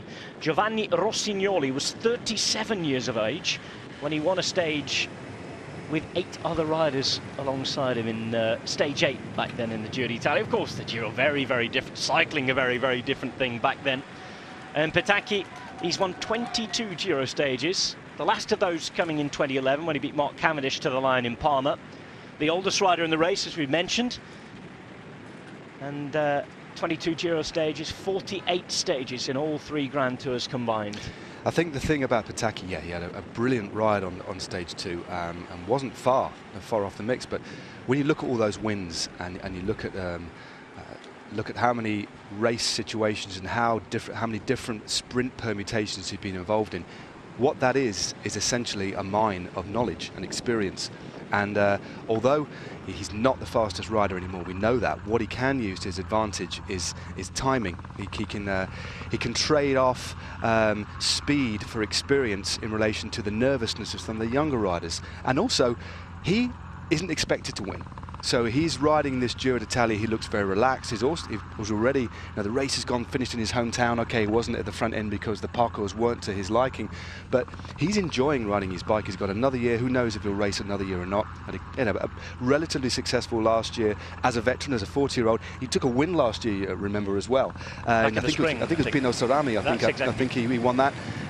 So I think we'll see him there or thereabouts. I don't think he'll win, but you just never know. He is just so experienced. He will time his sprint to perfection, and he'll try. And yeah, it should be a really, really fascinating sprint today. Well, 22 Giro stages. Listen to this. He needs 1 more to pass Fausto Coppi and Roger de Vlaeminck on equal 7th place with Francesco Moser. It's not bad company, is it? He'll be up there in the all-time pantheon of greats of the Giro, won't he, if he does that? I would imagine that might be at the back of his mind. What if maybe just 1 more season with a smaller Italian team, because I could, write myself into the history books. Who knows? But I think we'll see him in the mix today. As I say, I don't think he'll be the strongest, but he'll just have to play that sprint and just see what happens. And the sprint the other day was a funny one because of the crashes before. It's hard to see if we can take it at face value as exactly how the sprints are going to play out at this Giro d'Italia, where a couple of guys not involved who should have been. There probably were, to be honest, and would that have bumped down Petacchi further down the top 10? We're not sure, but he was in the top 5 anyway. He was competitive, and we're going to see if that's going to be the case again today. Yeah, I think I think it's a very fair point. There were 1 or 2 riders, especially, we talked about it already, the Palucchi and Hausler, for example. There were 1 or 2 other riders who you'd have expected to be there, unfortunately taken down by a very nervous bunch. But there was also the awful luck. We had that lunatic on the Italian equivalent of a Boris bike right into the peloton, which it's wiped out the chances of many sprinters. Midway through the peloton, it wasn't, I think, you say you make your own luck. Something like that, that's just completely unforeseen. I mean, yeah, you ride at the front of the head of affairs, keep out of trouble, but when something like that happens, it's just a really, really unfortunate roll of the dice. So I think we'll see a few more names in the mix. There were some quite big gaps at the finish the other day, bearing in mind it was an uphill kick as well. Not a massive gradient, but suited perhaps the lighter Viviani compared to Greipel. But yeah, should we have an incident-free run-in? And these run-ins can be quite nervous affairs. On the assumption that there's no accidents or crashes on the run-in, there'll be a lot more different coloured jerseys in the mix. There's also a suggestion as well that Andre Greipel perhaps timed his little dash to the line wrong the other day, and Could he have misjudged the gradient? I think it was a combination of maybe misjudging the gradient. I'm not too sure of which way the wind was blowing either. That can play into it. But also, because of the chaotic finale, there were hardly any real lead-out trains. Some riders had one particular rider. I mean, I remember Michael Matthews, who we kind of tipped to be up there, given that it was slightly uphill.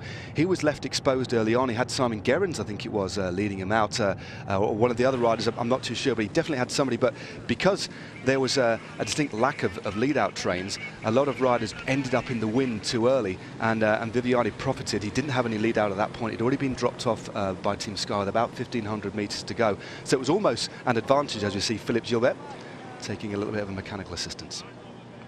Philippe Gilbert has been up there as well. Third place the other day after one of those, well, the first of the crazy Ligurian stages, if you put Genoa out of the equation.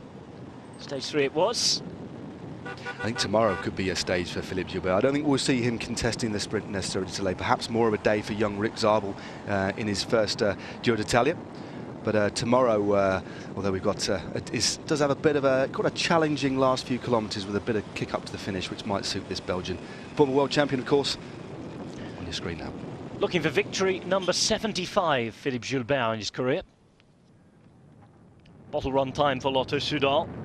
Lotto, who will have been a little disappointed, I think, with Jürgen van der Broek slipping down as well again on general classification at 2 minutes and 27. Certainly not out of it, Van den Broek, but you know, 2 minutes 27 after 5 days isn't the end of the world. But when you look at the guys in front of him, the type of time he's got to make up, he has made it a little bit difficult for himself, and he'll be hoping, no doubt, to recuperate over these slightly steadier stages we've got today and tomorrow. Pressure on Andre Greipel, you feel today as well, as the biggest name sprinter here. He will want to take the wins. He hasn't been as prolific as he normally is early season. He's had couple of personal issues as well at home. Found his form, found his fitness. Can he do it today? 45 kilometres remain to the finish on stage 6 of this 2015 Giro d'Italia. A very warm welcome back. 42.3 kilometres to go. 3 minutes and 29 for the breakaway. The cars in the background, a long straight road straight down towards the south of Tuscany today. 42 k's left, and look at that beautiful sight. Good job the 3 minutes up the road, otherwise they'd already be inside. Yeah, there are some roads in Italy, and specifically in northern France, where you can see straight ahead up 3 or 4 minutes at the flashing light of the lead vehicle. Transitional stage on the Giro d'Italia today. Stage 6 all the way down to Castiglione della Pescaia. 45 k's to go, as you can see. The pace is on behind. Lotto NL Jumbo, 2 men down now. Nick van der Lekers, the man who's supposed to be leading Hofland out today. Long straight road down to the south of Tuscany. Doing the chasing on the front, by the way, was Bert-Jan Lindemann, who've seen out in the break already. Today the breakaway consists of 5 riders: Marco Bandiera of Androni, Marek Ruchevich of CCC Sprandi Polkowice, Alan Maranconi of Team Cannondale Garmin, of course Nippo Vini Fantini, represented with 2 men in the break, Edouard Grossu and Alessandro Malaguti. Some lovely arty shots as well this Giro d'Italia, some great slow-mo cameras out there. There's some really nice slow-mo out there. I think well-placed slow-mo definitely has its place. It's nice to look at the machinery, look at the just the vibrations on the road surface sometimes, and the ripple effect that it has through the muscles, etc. Is yeah, it's quite cool to watch.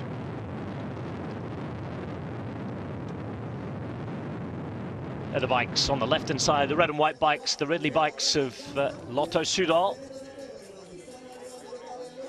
Fans at the finish there, I think. But Suzanne Wolf on Twitter actually asking, do riders notice the scenery, people and signage along the way? Depends. I mean, riders in a breakaway like this will be just thinking about the job at hand. but maybe for the first part of the stage, I mean, there's not many opportunities, especially over the last 5 days of racing, for the riders to concentrate on anything at all, apart from staying upright, effort levels, eating, and getting through the stage in one piece and doing their job, as you said, Luca Paolini. But on a stage like this, there probably was an hour or so at the first part of the race where maybe 1 or 2 of the riders could actually look around and absorb the beauty of their surroundings. But generally speaking, no, it's just concentrating on the job at hand. Here he is, Luca Paolini, bearded wonder on the right-hand side. Been around for a long, long time in this peloton. Hasn't ridden too many Giri d'Italia. Had to wait until very, very late in his career to get his debut. He's a good impressionist. That's where he gets his nickname from, Il Gerva, imitating some of the comics who rather naughtily poke fun at their Italian-speaking Swiss residents from across the border in Ticino. Gerva referring to one of the characters, Gervasoni. If you see them on YouTube, have a good look. It's funny stuff. 3 minutes and 18 in the meantime. We're seeing these neutral service bidons quite often, all biodegradable, as Matt was saying earlier on today. Doing a good job. And there's a real, when they were jettisoned through a town, I mean, there's a real scramble amongst the fans to get hold of one. You know, and a lot of the kids at the starts and the finishes will be asking for bottles from the teams. And to be honest, most teams will generally oblige if the children are polite. And if in a particularly busy start or finish town, it's not unheard of for you to be wheeling your bike through with 2 full bidons on. You're distracted by some screaming kids and some people wanting your autograph, and the next thing you know, you look on your bike and your bidons are gone. So you almost have to have a security guard to watch your bidons. But no, they are prized, especially in France, Belgium, and the real heartlands of cycling there. They'll be put on the mantelpiece at home for the fans, and sometimes you can identify the rider that it was thrown from, and often fans will come back, try and find that rider and get the bottle signed as well. So each little bidon has its own kind of journey and story. Bandiera on the right-hand side there. Everybody's coming through and taking their turns nicely. It's been a well-organised group this all day. They probably all very realistic in knowing what was on offer today and what was going to happen. Bandiera on the right-hand side, 30 years of age, a dangerous rider in the one-day races. Never really taken a win, though, but he's been in the top 10 in Omloop at Nieuwsblad and Vattenfall as well, the Giro del Piemonte, and just getting a little excited here, he's at the first Swiss Tony sighting of the day. Gianni Savia, there he is. He's obviously been on the phone to the producer. I was just going to say, he's got his direct dial number. He wants his camera time. He wants his camera time. Looks like he's gone for a pale little three-piece suit on this occasion, but it wouldn't be the Giro, would it, if we didn't have a little view of what we're affectionately calling him Swiss Tony for the duration of this tour. Yeah, but for those of you watching around the world who perhaps... set that in context we did the other day, but yeah, I think for those of you watching perhaps down under in Australia or elsewhere, if you've never watched the 1990s UK... say it's not a sitcom, was it? It was a sketch show. It was a sketch show, thank you, Matt. The Fast Show. One of the best characters on there. Car salesman called Swiss Tony. Big look-alike for Gianni Savia. Stick Swiss Tony Fast Show into Google, and you'll then know what we're talking about. And hopefully we'll be a bit more inclusive in terms of our little jokes. But very, very much like it. In the last 40 kilometres today. Tuscany looking a real picture in the sunshine. Going down into training camp country, as we mentioned earlier today. Fashion does change though, doesn't it? Training camps, not too many of the international teams bother with too much around here at the minute, as we see Roberto Ferrari, one of those many sprinters that you mentioned earlier on for Lampre Merida. Such a model, or should be the man to sprint for the line for them today. But yeah, we've seen a lot of training camps move. Tinkoff Saxo have used both Tenerife and the Canary Islands, Mount Teide, which seem to be the place of choice for most teams at the moment. On top of the volcano there at 2,300 meters, there's a hotel. I think it's a Parador hotel, which actually used to belong to the government in Spain. Yeah, I mean, lots of teams still use Mallorca. Few teams now are going to Tenerife. That's primarily, as you say, as you pointed out, Rob, because of the altitude and the benefits for the GC contenders, like Alberto Contador, like Chris Froome, and over the last couple of years, Bradley Wiggins as well spent a lot of time on the mountain on Tenerife. But many teams, although they won't necessarily have training camps in Tuscany, there's a few teams that actually have their service course there. Team Sky did have their service course in Tuscany. MTN Quebecer have their service course now as well. Yeah, a service course as well, a garage where all the equipment's stored. Yeah, it's basically where all the infrastructure infrastructure. I mean, some of the bigger teams have 2 service courts. They'll have one maybe in Italy and then up in Belgium. But it's a central point where all the logistics and where the team lorries and the team cars, all the hardware, so the bikes are there, serviced by the mechanics, and there'll be a manager and maybe one of the mechanics who will look after the logistics of the team. So that's essentially the nerve centre of the logistics of any team. And they are strategically placed in a bit different parts of Europe. But Italy, northern Italy is quite or midway through Italy is quite a common place to have a service course. The problem is when these places get popular, they get booked up very, very early on. And Tinkoff Saxo have had that problem, I think. I think they wanted to go to Tenerife again before the Tour de France, but all the rooms are booked. It's booked almost all year round, that place up the top of Mount Teide right now. In fact, Tinkoff Saxo have chosen another very, very high altitude place, a good area for a summer training camp, probably not a winter training camp unless you're an alpine skier. They're going to Livigno in the north of Italy, and they're going to be staying and preparing for the Tour de France on the ascents of the Stelvio, Mortirolo. So areas that we're going to see later on in this race, particularly in the case of the Mortirolo, are going to be used by Tinkoff Saxo as their training camp pre-Tour de France. So Alberto Contador's going to spend a lot of time up there during the summer. Yeah, well, Alberto Contador, if all goes to plan, he's only got 1 race in between the Giro and the Tour. He's riding the Route de France down in the south. So I think just a 2-day. So just 2 days of racing, but it's primarily training for Contador pre-Tour de France. 2 kilometres to go to the intermediate sprint at Ribolla. Talking about Ribolita yesterday and that soup, this is exactly where it comes from down here. It's the one that you wanted to try and I wasn't so keen on.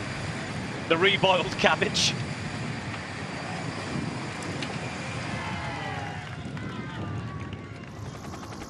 Intermediate sprint coming up. Let's head over to Twitter for the meantime.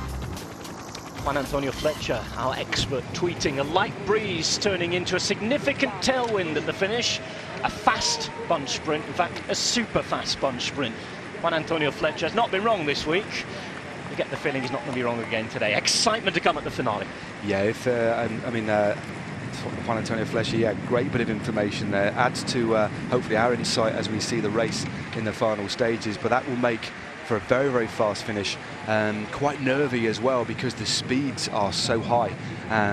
So wind coming into play, not traditionally as we see it from the left-hand or the right-hand side in terms of echelons forming, but from the back it means it's it's far easier to move up, but the speeds are so high it can make for a very, very hectic sprint finish today. So yeah, good bit of information there from Fletcher and man on the ground. And sticking with the Twitter thing, just a quick question here from Lucy Jones, who said to us, are the riders using mechanical or electronic gears in the pro peloton now? But it's a mix. Some of the bigger teams with bigger budgets, generally teams equipped with Campagnolo and Shimano, generally do use electronic gearing now. Some of the smaller teams using Campagnolo, Bardiani for example, they're pretty much exclusively on mechanical gearing. But a lot of it is rider's choice. I know Fabian Cancellara, his team is equipped with Shimano. Most of the riders in his team use electronic, but he prefers mechanical. So that's just the answer to that quick question. Intermediate sprint coming up. All the bonus seconds are going to be wrapped up by these guys as well, so the peloton behind will only be going for the minor placings and the points. Marco Bandiera goes through to take the intermediate sprint points. Second, Rutkiewicz is there. You can see the couple of Alpini on the right-hand side from the Alpine Legion of the Italian military and semi-military. A lot of volunteers as well in the Alpini. You usually see them in the northern and the Dolomite stages as well on the mountains. On the right-hand side, you can see Heinrich Hauser, the first spotting of the Australian champion today. With how he is feeling after those opening days and the exertions it's taken on the legs. And that's another thing to throw into the mix with the sprint here. If some of these guys have had particularly hard, difficult days, we're 5-6 stages in now, 5-6 really hard stages, and you might have 1 or 2 sprinters who aren't quite feeling at the best, Matt. Yeah, well, Andre Greipel mentioned the fact that it was a hard few days. He's looking forward to a steadier day to start with, so he'll be looked after by his team. The pace not too high, and if you ride in the wheels in the bunch on a day like this, although we've had a relatively an undulating midsection, essentially this will be a day that will come as a welcome relief. But there'll still be some painful legs. the team time trial put to one side, that's hard enough, but bear in mind it's a very short explosive effort, but the next 3 days have been relentless. They've almost been raced like a series of one-day races, and that makes it very, very hard to recover and recuperate. And I think now we're getting to the point of the race where you'll be waking up, despite having a massage, stretching, you'll wake up with that deep-seated pain and ache in your legs. And yeah, it's about how riders recover and recuperate. Into Ribolla. A couple of small hills around here. Famous for its mining as well. In fact, the scene of one of the biggest mining disasters in Tuscan history as well. In 1954, 43 miners tragically killed. An explosion happened in the town.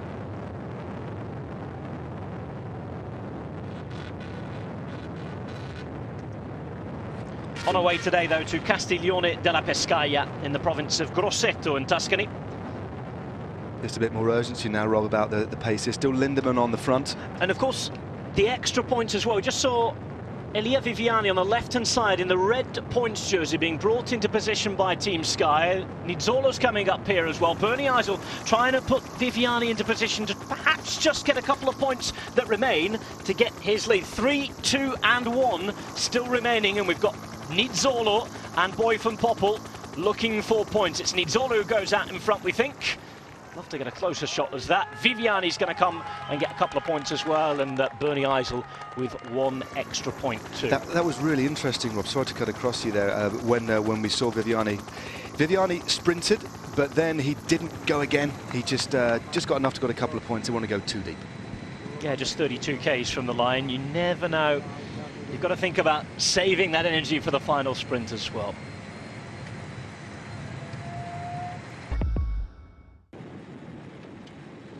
Skabo Gramae of Ethiopia on the back. Manuele Mori is a little further up the road. Gramae is the man with the Ethiopian national champions jersey on there. Gramae is 93 on his biographics department, just getting mixed up with Mori, who wears 95. Gramae's number not properly fixed to the back of his jersey today. Really interesting character. Been in really good form over the last few weeks as well. In Tour de Romandie was excellent. First year on the World Tour, starting to show exactly why Lampre Merida tried so hard to sign the man from MTN Quebec at the Pro Continental level. First Giro d'Italia for him, and he's already shown in the first few days that he can be with the best as well. Skabo Gramae, to give him his full name. Lives at well above 2,000 meters above altitude.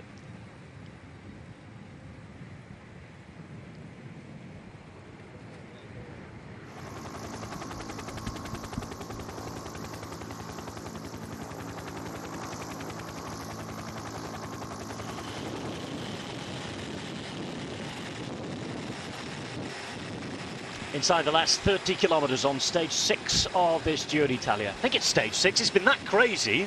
I'm losing the plot in terms of where we are and what day it is already. It feels like we've been going for about 2 weeks, to be honest with you. God knows what the riders are thinking at the moment. There's definitely some sore legs in there, but yeah, a welcome respite from the fireworks of the last few days. But it's been, I mean, every single commentator, internet, whoever, whatever format, you know, journalists are writing in, that they are full of praise for the way the race has panned out, and hats off again to the organisers for such a creative, interesting course.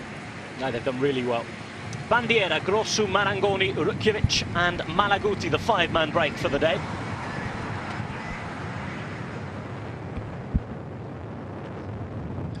There's Skabo Gramae doing his domestic duty brilliantly. Yeah, this will probably be the last visit back to the car. 28 kilometres to go. Remember, 20 Ks to go. The riders can't drop back and take any more food on board. Gramae there, just getting the slick stream, some really fast speeds. We're still dropping off this plateau, not quite at sea level yet. Probably another 10 or 15 kilometres of very fast roads before we hit the flat roads. Skabo Gramae from Ethiopia. Champion. We mentioned the other day as well, and we'll see this in the time trial, that he's the African continental champion in the time trial as well. Lampre really happy with his progress. As you can see, we're on the flat now.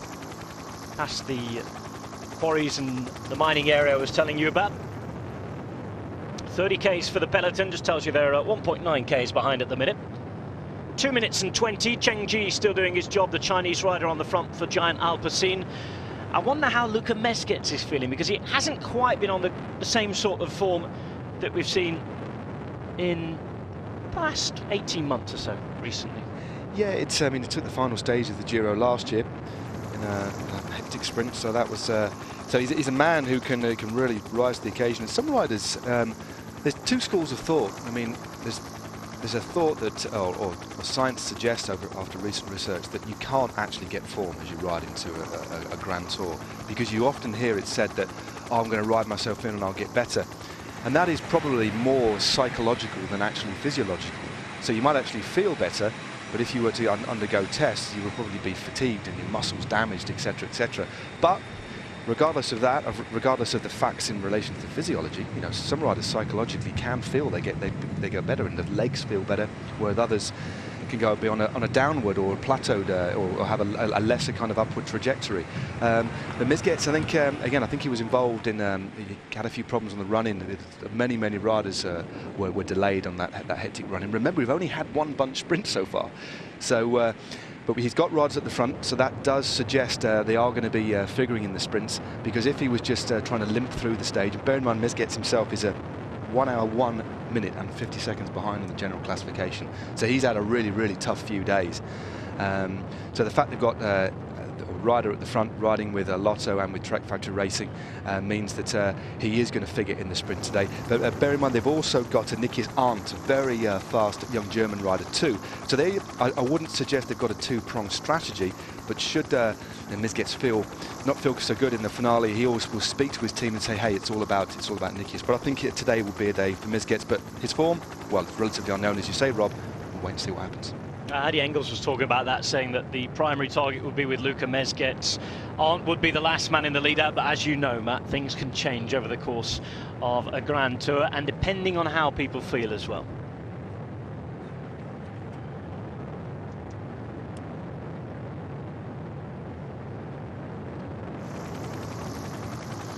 Expecting a sprint on stage 6 of the Giro d'Italia. It certainly looks as that's going to happen. Haven't seen too many of the Ethics Quick-Step jerseys. Rigoberto Urán losing more time yesterday, which meant that the 4 tops that we were talking about became the 3 tenors yesterday. Really disappointing for Rigoberto Urán. To carry on the music reference, nicknamed Mick Jagger by Richie Porte before we got going, but they're two old mates, those two, Urán and Richie Porte, and Porte surviving alongside Aru and Contador yesterday. And looking at the differences to Urán now, it really means that he's on the defensive at 1 minute and 22. He can make quite a lot up in the time trial, but that's also somewhere you'd expect Richie Porte to be strong in. So he's got to have a couple of really good days to get himself back in the reckoning, hasn't he? One thing he hasn't got is a team. Yeah, I mean, Ethics Quick-Step have been unfortunate, lost a couple of riders very early on, particularly Peter Seri, a key rider for the mountains for Rigoberto Urán. But, you know, it's not all over. He's sitting 12th on the general classification at 1 minute 22, so it's certainly not all over. And of all the main GC protagonists, he is one of the better time trialists. He won the time trial in the Giro last year, the very difficult time trial, but this is a very long Giro TT. I think it's the second longest TT we've had in kind of living memory in the Giro, let alone any of the other Grand Tours.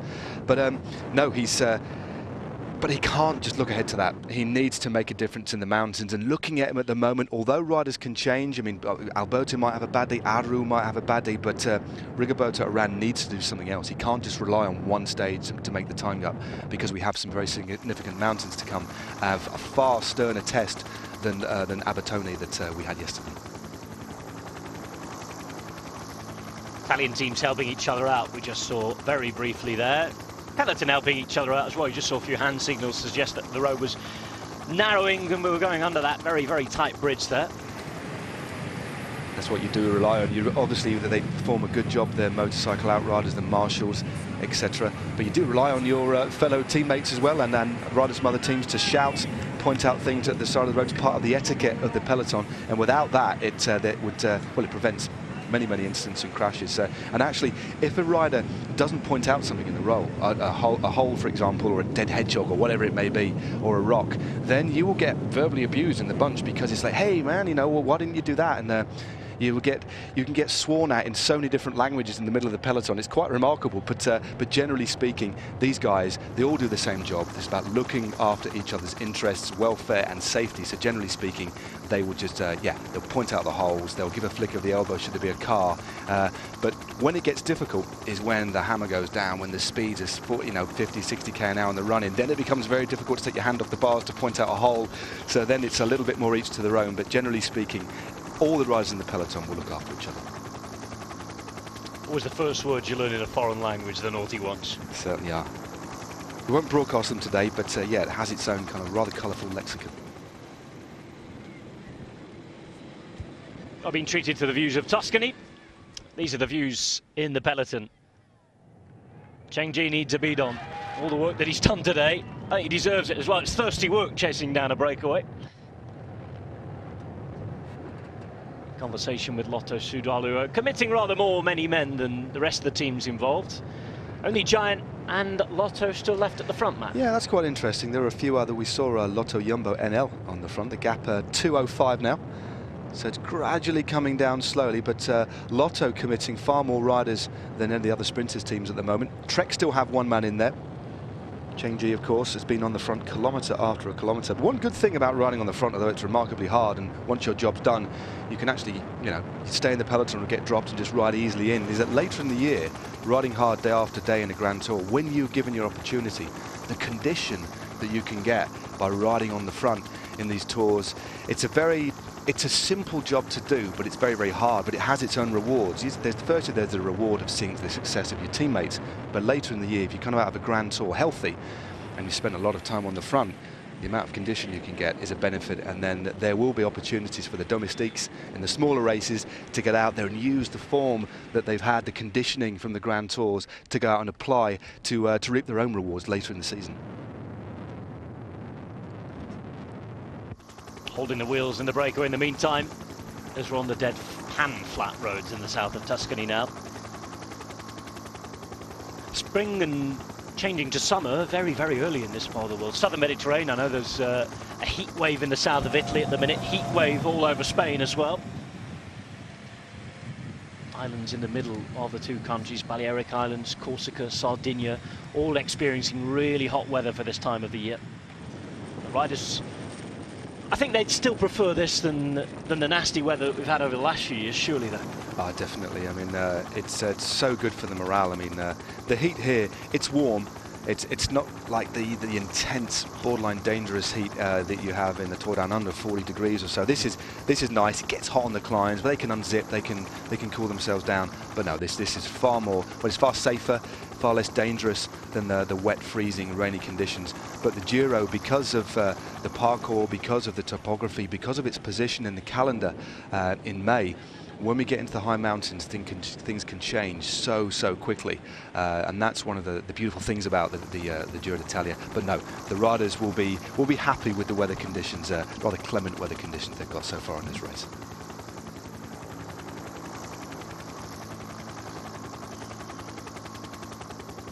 Gap goes under 2 minutes for the first time. 22 kilometres to go. 1:54. It's almost dropping with the pedal stroke now. I won't want to bring it back too early, as you suggested earlier on. That after the last couple of days, I think everybody will be very happy to bring it back in just the final few kilometres and make sure that there's an orderly sprint where all the teams make sure that their teams get the opportunity they've been craving over the last few days. Definitely.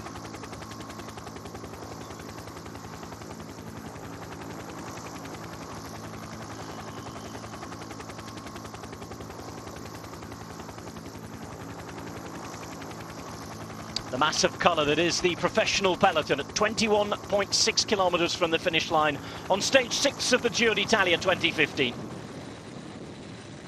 It's been a much more relaxed day for the peloton. I think they needed it after this chaotic start we've had. Chaotic but massively entertaining.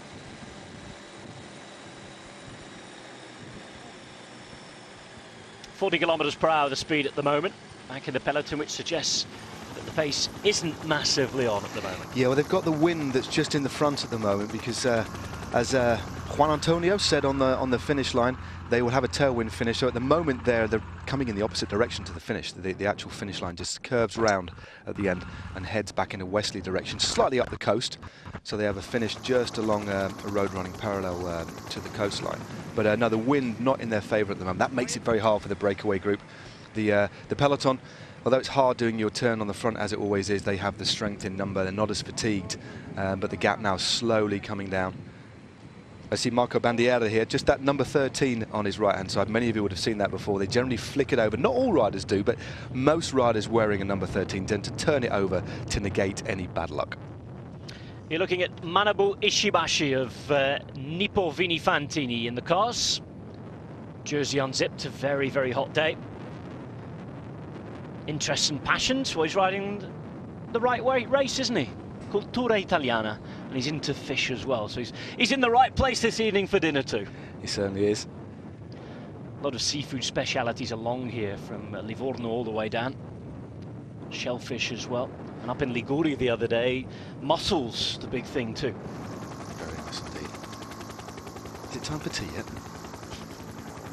That was a good example there of a rider just making his way back through the convoy. What the rider will do, especially given the wind direction, where it's almost in their face at the moment, is just gradually drift up, moving in front of the car they've just passed, get onto the bumper or just near to the bumper, you know, getting the benefit of the slipstream effect before flicking right or left. So if the wind's coming from the left-hand side, what a rider will do, if they have the opportunity to do so, is move to the right-hand side of the car, so they move then round the opposite side to the wind, constantly using the shelter of the vehicles before they make their way back up to the peloton. It's in the flatlands of the Tuscan Maremma, which leads up towards the hills inland. Southern Tuscany and Siena. This is the province of Grosseto, though, as we come through. 20 kilometres to go. A couple of the guys in the breakaway now starting to feel those kilometres in the legs. Alan Marangoni there starting to stretch off to the side. They know what's going to happen here. Sprinters team's ready to reel them in, and it's this nervous point until we get to that 3 kilometres to go banner. We'll also see some of the GC teams perhaps helping out a little, as we've seen earlier on. Alberto Contador has the pink jersey. Most importantly, the guys up the front in the GC want to be safe, and they do not want to crash. That's why we're seeing Team Sky. We see Vasily Kirienko on the left-hand side. He might start to work on the front just to show that Team Sky are willing to help with the pacemaking because of Elia Viviani. He's riding in the Maglia Rossa, the red jersey is leader on point, so that's why we're seeing him in the mix there. But yes, you're exactly right, Rob. You can see the blue of Astana looking after Aru, and the bright yellow, fluoro yellow. That's a very familiar colour this season of Tinkoff Saxo, and there he is in the pink. First time we've seen him for a little while, Alberto Contador, and we saw that on stage 2 in particular. Alberto Contador's team on the finishing circuit, Tinkoff, were on the front, but they haven't got a sprint. It was just about, Aru's team were just behind, and then Team Sky.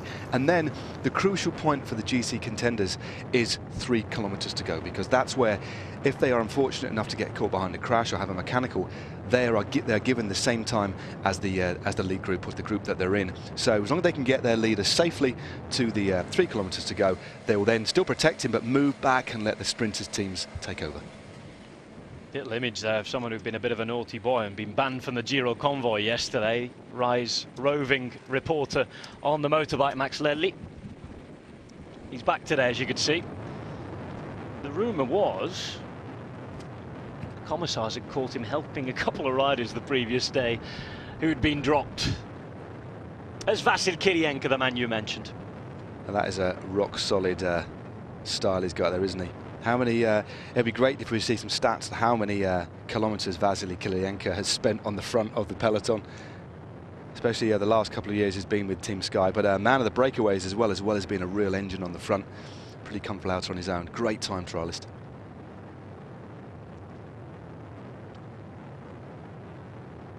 So Kirienko doing exactly as you suggested, Matt. Just adding Sky's presence there, and politically that helps as well. That wins them a few friends for the rest of the race too, doesn't it? Yeah, it has two sides. It's helping with the chases. You know, he's spending time on the front. He's got a big engine, so he has the ability to, as part of a bigger unit, you know, bring this break back. But as you say, it is political. It shows that Sky almost earned their place in the lead-out trains. I mean, it doesn't always kind of work that way, but it's important because sometimes you get teams at odds when you'll get a sprinter winning, but his team hasn't put anybody at the front, and it's part of the respect of the sport. It's an unwritten rule. Teams don't have to ride at the front, they just do, because that's the way the sport is. You won't find anywhere in the UCI rules that teams have to ride on the front, otherwise their sprinter can't take part. It's just what you do, because if you don't, your life will be made very difficult in subsequent races. All part of the shouting and bawling you're on about before the... It still happens, you know, but you know, we know now the teams, if you don't know much about the sport and you come in and watch a stage finish on a flat stage that we talk about being a sprint stage, look at the colours of the jerseys of the teams making the pace. You'll then know that later in the stage there'll be teammates of the riders currently on the front will definitely figure in the finale. And there's a great picture of the wins. Crosswinds abound, making sure they have to ride strongly. I wonder if anybody's at the back here and struggling a little. This could make things just that little bit extra interesting towards the end, certainly if they stay on this direction and road. Another reason, Matt, that all the general classification teams, the likes of Astana for Aru, Tinkoff Saxo for Alberto Contador, exactly as they hit the front right now, and Team Sky will be right at the front because they do not want to lose time either. It happens. I mean, still got a significant amount of racing to the hardest part of the day. We've got the big bunch sprint, but look at what these riders are doing. Christian Jensen on the front there, putting some pressure on. And again, if there's an opportunity here just to tire somebody out, just to put... You never know. What if Rigoberto Urán gets caught out behind here? Anybody that's sleeping in the peloton who gets caught behind and may have a little bit of an opening up, a 10-second difference, you just never know. I just saw a very funny picture. I think it was Bernie Eisel put both hands up in like a praying position to say, Gazzo, what are you doing? It was because there was an exposed bit of road, and basically Tinkoff Saxo aren't trying to rip this to shreds, otherwise they'd be putting it right in the gutter and they'd have more manpower there. They're just making sure Alberto Contador is there, because this is dangerous. Splits could form. There's already one or two riders at the tail end of the peloton really feeling it and could get dropped. Just about keeping their leader safe. But again, with that sharp injection of pace, that's why we're seeing Bernie Eisel just, making a few kind of representations. Calvin Watson at the back there. You can see the gap, because of the rhythm in the bunch, has been shattered to 35 seconds.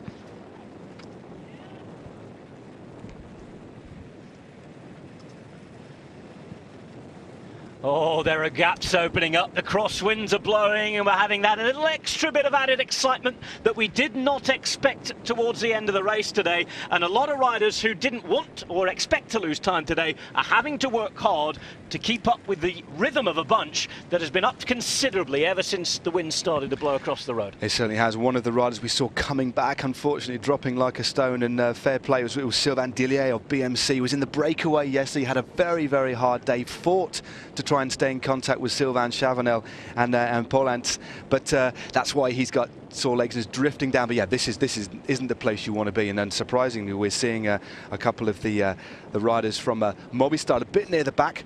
But as you see the foliage and the trees and the hedges on the right-hand side, that's the opportunity when the wind suddenly ceases because you're protected from it, and then you're seeing the formation changing. But on those exposed parts of the road, that's when it gets quite dangerous. There are crosswinds. Rigoberto Urán needs to win time back. He's got a team for the flat. He's got a Belgian team who are used to this. Where are Ethics Quick-Step here? They are notable by their absence at the head of affairs at the moment. It's the sprinters teams, the teams of the GC protagonists. You can see a few of the YAM cycling riders moving up to the front. You can see, so they're looking after Palucchi, and of course the Aussie national champ who's in the mix somewhere in there. Ethics Quick-Step spotted on the far right-hand side, just after the YAM cycling rider you were talking about, Matt. Still nowhere near at the front. And if the crosswinds were blowing, with the present race situation, the bad news we've seen for Rigoberto Urán, I'd have expected the likes of Bonen, Kesa, and maybe even Sabatini to be working hard here. Yeah, I mean, you don't know what the situation is within the team, but also Rigoberto Urán is remarkably experienced. He probably will have some riders around, and perhaps he's not panicking. Perhaps he's not. I mean, I think that was interesting because we think this is quite dangerous, but then we saw, you know, and I'm sure it was Bernie Eisel, you know, making this gesture. Hey, what are you doing? Let's just keep this smooth. And maybe you could argue Tinkoff didn't really need to be so aggressive in moving up the front and putting such an injection in. So maybe Rigoberto Urán, he's riding in the top 30. You probably have Sabatini, Boonen nearby, and he's just not panicking. And again, we'll soon see if Boonen actually goes for the sprint. I was going to say, will Boonen not be thinking about the stage finish as well? Possibly. I mean, but if anybody's going to ride well in the crosswinds and know where to ride and place himself, it'll be Tom Boonen. I mean, one of the finest exponents of riding in an echelon in professional cycling. So, you know, he'll be there or thereabouts, just hiding perhaps in the wheels. Well, we keep hearing that Tom Boonen has come here to ride for Rigoberto Urán, Urán's had a nightmare start, and just wondered if this was the moment to turn it on a little. They're on the right-hand side, making their way up to the front as well. They've got Maxime Bouet working hard for them, and we're about to see the breakaway caught. Just 12 measly seconds now, and you could see them up front.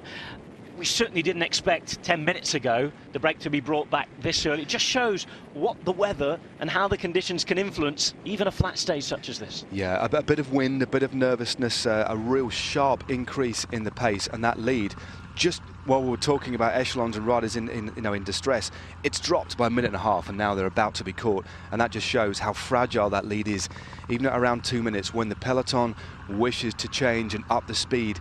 Bearing in mind those riders have been out in front all day long, factor in the slight head crosswind they've got as well, makes it very difficult to stay out in front. The charming marina of Castiglione della Pescaia there. It's a medieval castle up on the hill. A little bit more calm as the breakaway is brought back. We're all back together on stage 6 of the Giro d'Italia. Tinkoff, Saxo, Sky and Astana at the front. The sprinters teams not so far behind. We do expect a sprint, but with the wind blowing, everybody just on that extra little level of alert at the minute. Definitely, you know, it's and of course, you know, the team of the pink jersey, you know, they will always ride at the front. That's them making their mark on the race. But we're now seeing this this dual spearhead, which is seen day after day, characterising this race, is Tinkoff, Saxo and Astana riding side by side. Astana on the right-hand side, pardon me, on the middle with those light blue turquoise jerseys. Luis Leon Sanchez for them. The left-hand side, Kirienka for Sky as giant takeover. Chris Juul Jensen comes back for Tinkoff, Saxo.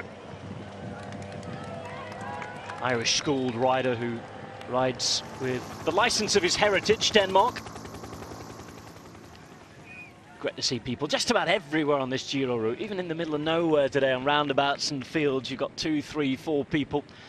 A lot of people talk about tifosi and it gets rather cliched, but it's cliched because it's true.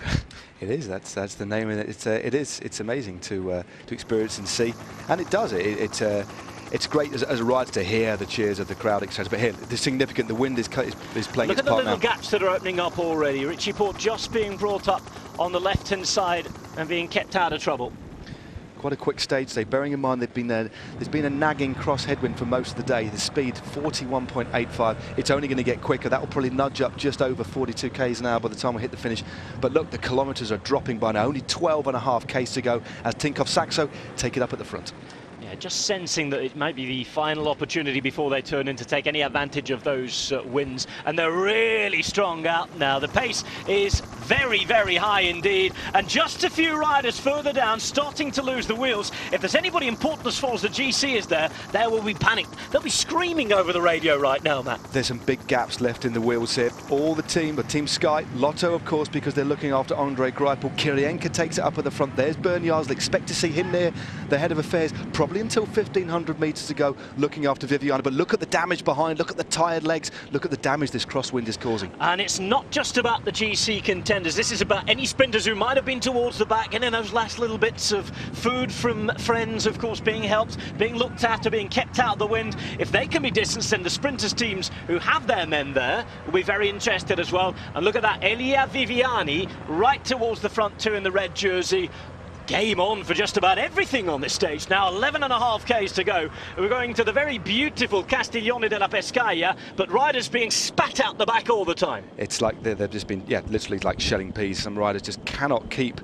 If you get yourself in the wind, with the wind especially coming from the left-hand side, it's like making an effort on the front. There's only so long you can sustain it before you either swing out of the line or you form an echelon.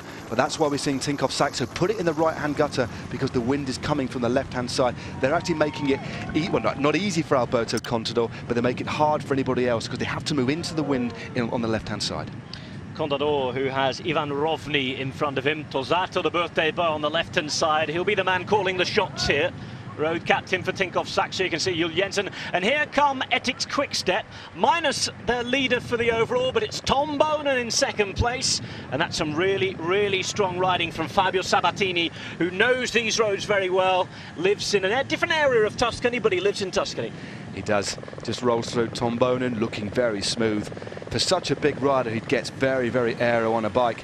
Bit of a flick there of his head, just instructing Sabatini where to place himself on the road, because if you've got other teams that work with you, to make sure you get that coordination, you don't want to put the other teams in the gutter, you just need enough space so you can roll through. So Ethics at the moment combining, and only 2 riders from Ethics with Alberto Contador's team. Ivan Rovny goes to the front, Roman Kreuziger, remember he's sitting well up on the general classification himself, but he's willing to work on the front too. Katusha on the right-hand side, perhaps working for Alexander Porsev today. They've got not too much out of this race so far this year. There's ďiːro in the white jersey as well, the best young rider, second overall on the general classification. The pink jersey of race leader Alberto Contador right at the front of the race.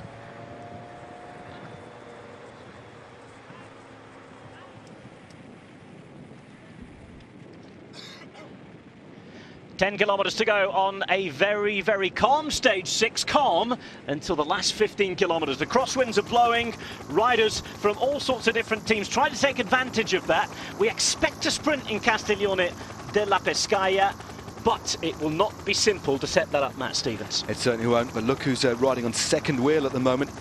It's the race leader, Alberto Contador, just with his wheel overlapping the rider in front. It looks like it's the figure of Roman Kreuziger. But here is your race leader, Alberto Contador, riding into the wind. Not often you see him so far near the front. Normally he would sit about 6th or 7th wheel. No, Tosato he's sat on. Mick Rogers on his wheel, closely followed by Ivan. Front and back there. Ivan Basso, then Kreuziger. This is very interesting. Gesche on the right-hand side for Team Giant Alpecin as well. 9.1 Ks to go. Still conversations as Basso is coming up to the front as well. Tinkoff Saxo obviously feeling that they can, 1, stay safe, and 2, perhaps take advantage of this as well. Yeah, they're just very nervous. They're very wary that a race, you know, it's never going to be won on this sort of stage, but a race could be lost if he has a puncture. Still not, you know, we need to get past that 3 kilometres to go position for anybody in the GC to be safe in relation to losing time. But anything could happen at the moment, and you need to have your GC riders placed, because as we've seen from the damage behind, if you get caught in the wrong place, it makes it very difficult to get back on, and also you waste valuable energy. So it's about conserving your place, not losing any time, and then not spending any energy that you don't need to, as Giant Alpecin take it up. Giant Alpecin, the number 168, Tobias Ludvigsson. Tobias Ludvigsson is the time trialist from Sweden. On the left-hand side, you have Sky.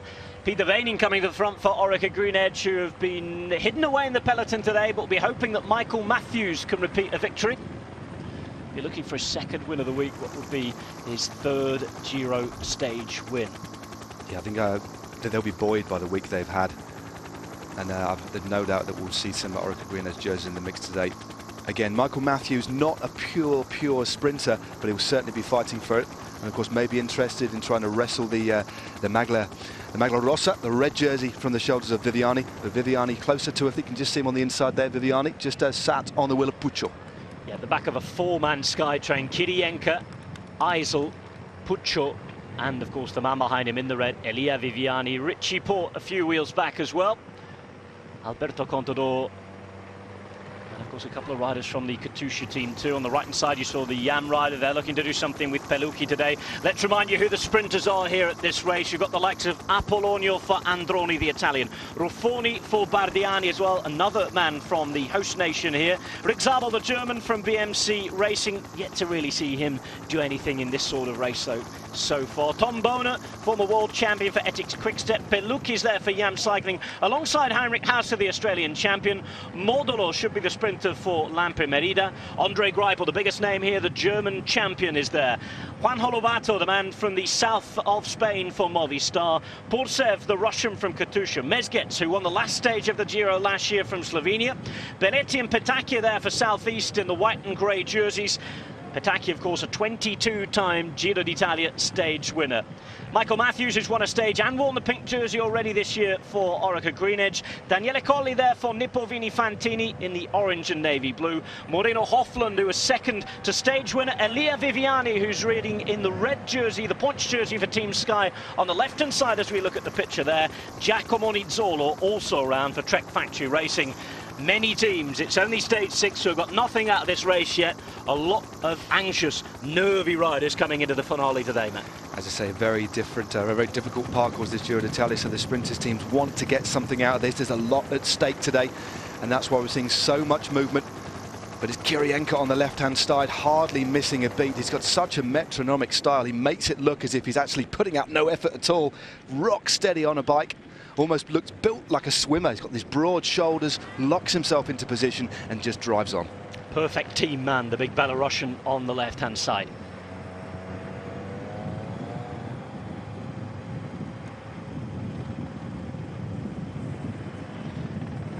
Française des Jeux doing their best to be close to the front as well. They haven't had a great few days in overall general classification. They've still got Alexandre Genie out there at 2 minutes and 33.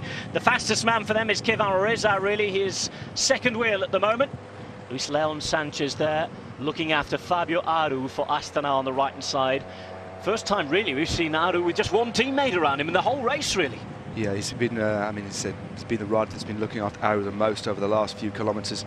The team has now drifted back as more of the sprinters teams take it up. It's still important to get past that crucial 3 kilometres to go zone before the GC contenders start to move back down and leave it to the sprinters, but still carrying Kirienka on the front. Look at the hurt he's put, and look at the face of Mick Rogers. This is it doesn't look hard, but I believe you me, that's difficult. It's a very, very high pace that's being set. Alberto Contador jumping from right to left on the road. Mick Rogers was there. He's found a couple of other teammates there. Yam Cycling and Giant Alpecin in the blue and black jerseys respectively. 5 kilometres to go now. Sky on the right hand side in the black and blue. In the middle you have the yellow jerseys and the pink jersey of race leader Alberto Contador and Tinkoff Saxo. Astana with a couple of riders now around the white jersey of Fabio Aru. 2 seconds back overall, but today should be about the sprinters with Andre Greipel, the biggest name of those and the favourite for victory before the stage today, right in the centre of your screen there in the white, red, yellow and black jersey of the German national champion, and at the back of the train that's all in red, Lotto Soudal. Big moment this for Andre Greipel. He will want to do his best to try and get something out of the race. Gregor Bolla is being brought up as well, the Slovenian for CCC Sprandi Polkovica. He's in the orange jersey on the left-hand side of the road as you look at it. Also the rider up there in the lamp for Lampre, that's the pink and the blue. Roberto Ferrari just at the head of the pink and blue line. He's closely followed by Richesi. And then their sprinter Sasha Modolo sat third wheel in that little purple and pink line-out, so look out for those. I think we'll see Modolo figure in this finale for sure. Greipel and Modolo both getting victories at the Tour of Turkey before this Giro d'Italia. Elia Viviani has won the only sprint so far. He's on the left-hand side. 3 men in the black in front of him. Richie Port riding close to the front as well. Part of this train now for Elia Viviani. Yes, he's working for his mate. He's getting some credit in the bank, but also it's the safest place to be, man. It certainly is. Out in front is definitely safe. There's a few little roundabouts we're going to be negotiating in a minute, and this is where we might see, before they gently swing round to the right, the last kilometre, they flick a sharp right 90 degrees before they hit the coast road. But still, lead out train on the left-hand side. That's Giant Alpecin, a bit of a flick of the elbow. Riding out on the left in the wind, they're very, very difficult to do for too long. almost jobbed on for the GC teams. Almost 3 kilometres to go, where there'll be a collective sigh of relief trying to get out the way. Any crashes after this, they'll all be given the same time. 200 metres before they can breathe that collective sigh of relief, as Bernie Eisley's on the left-hand side. Sky want to do a job here for Elia Viviani and take a second win of the week. They're up against the likes of Greipel and Modolo, who follow them closely. On the left-hand side, you can see the train for Alessandro Petacchi and Manuel Belletti. Yeah, the Southeast riders moving up on the left. Still that little three-man train. Belletti at the back of that, by the way, at the minute as well. That may tell us something about what is going to happen today. Interesting that Richie Porte now drifting back down the lines. The first time we've seen Lotto NL Jumbo, the runner up the other day. Look out for him in the bright yellow top with the black flashes. That's Moreno Hofland, who took second place on stage 2. 2.5 k's to go. The general classification team swing to one side, and it is all about the sprint now. Lotto Soudal, who've chased down most of the breakaway today, do their work. They have a 4-man train set up for Andre Greipel. Sky, with what's left of their train, Bernie Eisel, Salvatore Puccio bringing up Elia Viviani, who's in the red jersey there at the minute. It is Salvatore Puccio, looks like to be the man who is going to lead out Elia Viviani. 2 kilometres to go. Greipel, Matt, is perfectly positioned here. He has. It's quite a long way to go. There are only 3 riders in front, but this is a hell of a lead-out train. We've got Alan Hansen, we've got Greg Hengedersen just in front of Greipel. Remember, Greipel is wearing the Germans' champions jersey, riding 4th wheel at the moment, but he's been swamped a little bit. But the CSF and now CCC, Sprandi Polkiewicz moving round the outside. In a moment, in 800 metres, there'll be a right-hand turn, and then the finish line will be in their sights.